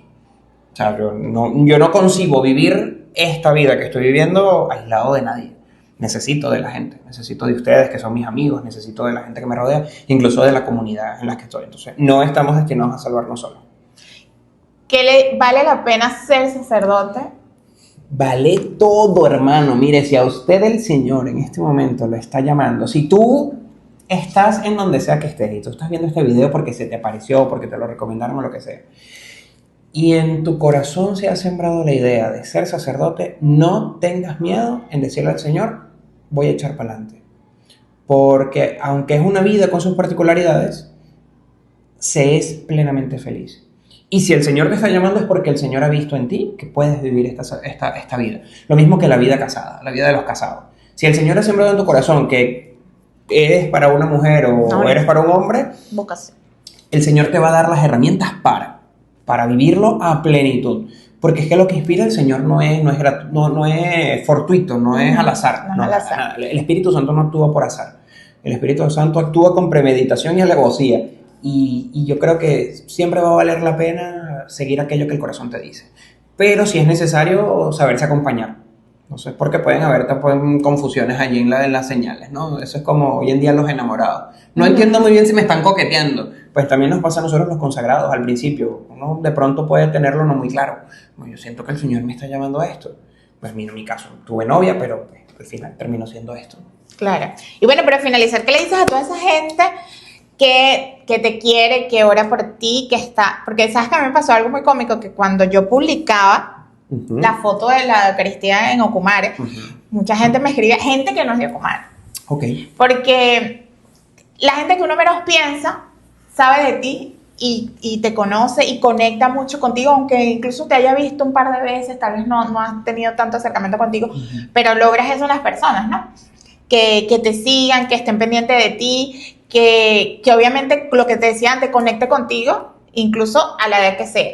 Ay, el padrecito Alan, ay, que estamos muy felices con él, me escribían eso, estamos muy felices por el nuevo padrecito, y yo siento que eso es recíproco, ¿no? Que tú llegas a conectar también con esas personas. ¿Qué le dices a esas personas que están siempre muy pendientes de ti y de todo lo que te pasa? No, mira, agradecido. Yo, cuando me tocaba regresar de España ya para volver después de la ordenación, claro, viene el momento de despedirme de mi mamá. Entonces, claro, la preocupación de toda madre, ¿cuál es? Bueno, hijo, que te vaya bien, que todo te salga bonito. Y yo le decía a mi mamá, mira, mami, tranquila que yo tengo gente que me respalde, ¿no? Y yo no estoy solo, aquello de que no nos salvamos solos, ¿no? Y yo estoy muy agradecido con la gente que está cerca de mí porque pues eso, no me siento solo. Y lo único que le pido a la gente es permanecer allí siempre conmigo, pues acompañándome y animándome. Porque la gran tentación es, de las grandes tentaciones que tenemos los hombres y las mujeres consagradas, es sentirnos solos. Sentirnos solos. Entonces, el saber que tenemos a alguien con quien confiar, en quien confiar, mejor dicho, alguien en quien poder depositar de pronto, tengo una frustración y lo llamo. Por ejemplo, ayer llamaba yo a un amigo y le decía, mira, tenemos tiempo que no hablamos, vamos a echarnos una videollamada. Entonces estuvimos conversando largo, aquello se tornó hasta 3 horas hablando. Como esto, en efecto. Pero yo decía, pero es el deseo de tener a alguien porque es mi amigo, porque quiero hablar con él y quiero saber en qué anda, como yo quiero que él sepa en qué ando yo. Entonces, esa experiencia comunitaria para mí es muy valiosa y lo siento en la gente. Estar en Ocumare fue una experiencia tan hermosa, celebrar esa primera misa en mi pueblo, como lo ha sido en las comunidades en las que he estado, porque bueno, no solamente Ocumare. Lo que pasa es que, si bien es cierto, aunque soy muy amigo de las redes sociales, esto poco aparezco. Bueno, entonces apareció un live mío de TikTok. Exacto, y ahí dándole tap. Sí, y que, ¡ay, qué pena! Sí, o sea, me cuesta un poco aparecer porque no me gusta ser el centro de atención, no me gusta. Pero entiendo que pues lo que hago, lo hago en mi persona, entonces tengo que hacerlo. Han aparecido un montón de grabaciones de las misas en las que estoy, entonces ahora con el tema de WhatsApp y el envío de fotos, he celebrado misas en tal parte y a la hora de terminar, padre, aquí le mando la foto. Entonces, ay Dios mío, hay fotos de esto. O grabaron tal homilía y me mandaron un pedacito. Y yo así como que, ay Dios mío, aquello me genera como una serie de vergüenza. Pero pues nada, lo único que le digo a la gente es que sigan allí, acompañándome, caminando conmigo y bueno, confiando también en el amor de Dios. Fíjate lo que tú decías quizás en algún momento. Hay gente de Ocumare que pensó que mi destino ministerial iba a ser en la diócesis y íbamos a salir siempre cerca. O sea, soñamos en que algún día nuestro párroco iba a ser. Incluso, y yo también lo llegué a soñar alguna vez, ser párroco de Ocumare. Pero es verdad que el Señor pues, me ha planteado un vasto horizonte mucho más grande al que también tengo que atender y lo hago con mucho cariño, pero igual mi corazón y mis sentimientos están allí en todas las personas que me quieren y que yo también quiero. Entonces yo creo que los afectos son muy importantes en nuestra vida sacerdotal, vivirlos con ese nivel de intensidad, saber que hay una comunidad, que hay amigos, que hay familia que caminan con nosotros y nos apoyan. Yo no sería lo que soy ahora si no hubiese sido por esa convivencia con todos ustedes. Yo creo que, bueno, mira, esto que estamos haciendo ahora es fruto de ello. Uh-huh. Entonces, sí, yo lo que le diría a ellos es, bueno, recen, sigan rezando por mí, porque uno se vuelve loquito. a uno a veces se le sube el santo al cielo y se ve como que, bueno, ¿a dónde miro? Pero, bueno, recen por mí, recen por las vocaciones, necesitamos más sacerdotes que se dediquen a esto y que pongan su corazón en la viña del Señor. Y bueno, nada, les acompaño siempre con mi oración. Todos los días rezo por toda la gente. Que también es una incógnita, ¿no? Porque uno le dice a la gente, no, yo siempre rezo por ti. Entonces la gente se queda con la duda de, el Padre rezará por mí. Claro, es verdad que uno no me lo menciona uno por uno, porque si no, no nos diera la vida orando. Claro. Pero es verdad que cuando uno ora, al menos yo lo hago así, le digo al Señor, bueno, Señor, toma en cuenta las oraciones de todos aquellos que se encomiendan a mi oración. Esa señora que en alguna misa en Petare me dijo, Padre, rece por mí. Yo no me acuerdo el nombre de esa señora, pero Dios sí la conoce. Entonces, como esa señora se encomienda a que yo rece por ella, pues yo le ofrezco mi oración a Dios por todos aquellos que se encomiendan a mí. Entonces, yo creo que en eso somos iglesia, en eso vivimos la comunión de los santos. Bueno, buenísimo. Ya con esto terminamos. Estén muy pendientes porque se vienen cositas de nuestro querido Padre Alan, sí. Padrecito Alan, yo estoy como los famosos, bueno, estén atentos a mis redes sociales. No estén tan atentos, no crean ustedes que soy muy publicador de cosas, pero sí algo siempre se publica. Así que bueno, nada, agradecido, esto ha sido maravilloso. Gracias, Ale. No, gracias a ti. Y espero que pues esto traiga muchos frutos para nuestra iglesia, que realmente es el objetivo, que muchas personas en ti puedan ver un camino. Amén. ¿Okay? Nosotros, obviamente que no nos sigan a nosotros, que nos sigan a Alan, porque somos pecadores, sí. Somos hombres, somos débiles, pero el Señor es el perfecto y es a quien debemos seguir.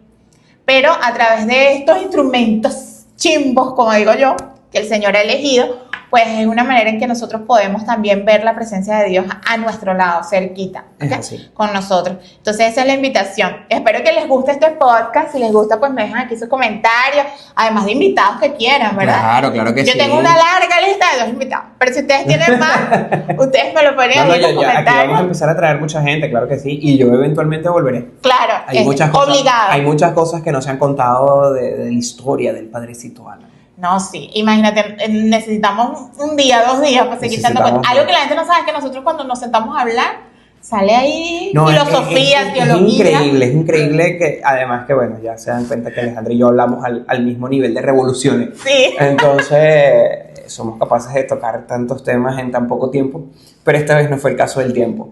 Entonces sí. No, pero bien, bendito. Guarda, comenta y comparte, chicos. Aquí estamos para servir y bueno, un abrazo para todos y que Dios los bendiga. Amén. Besitos. Chau.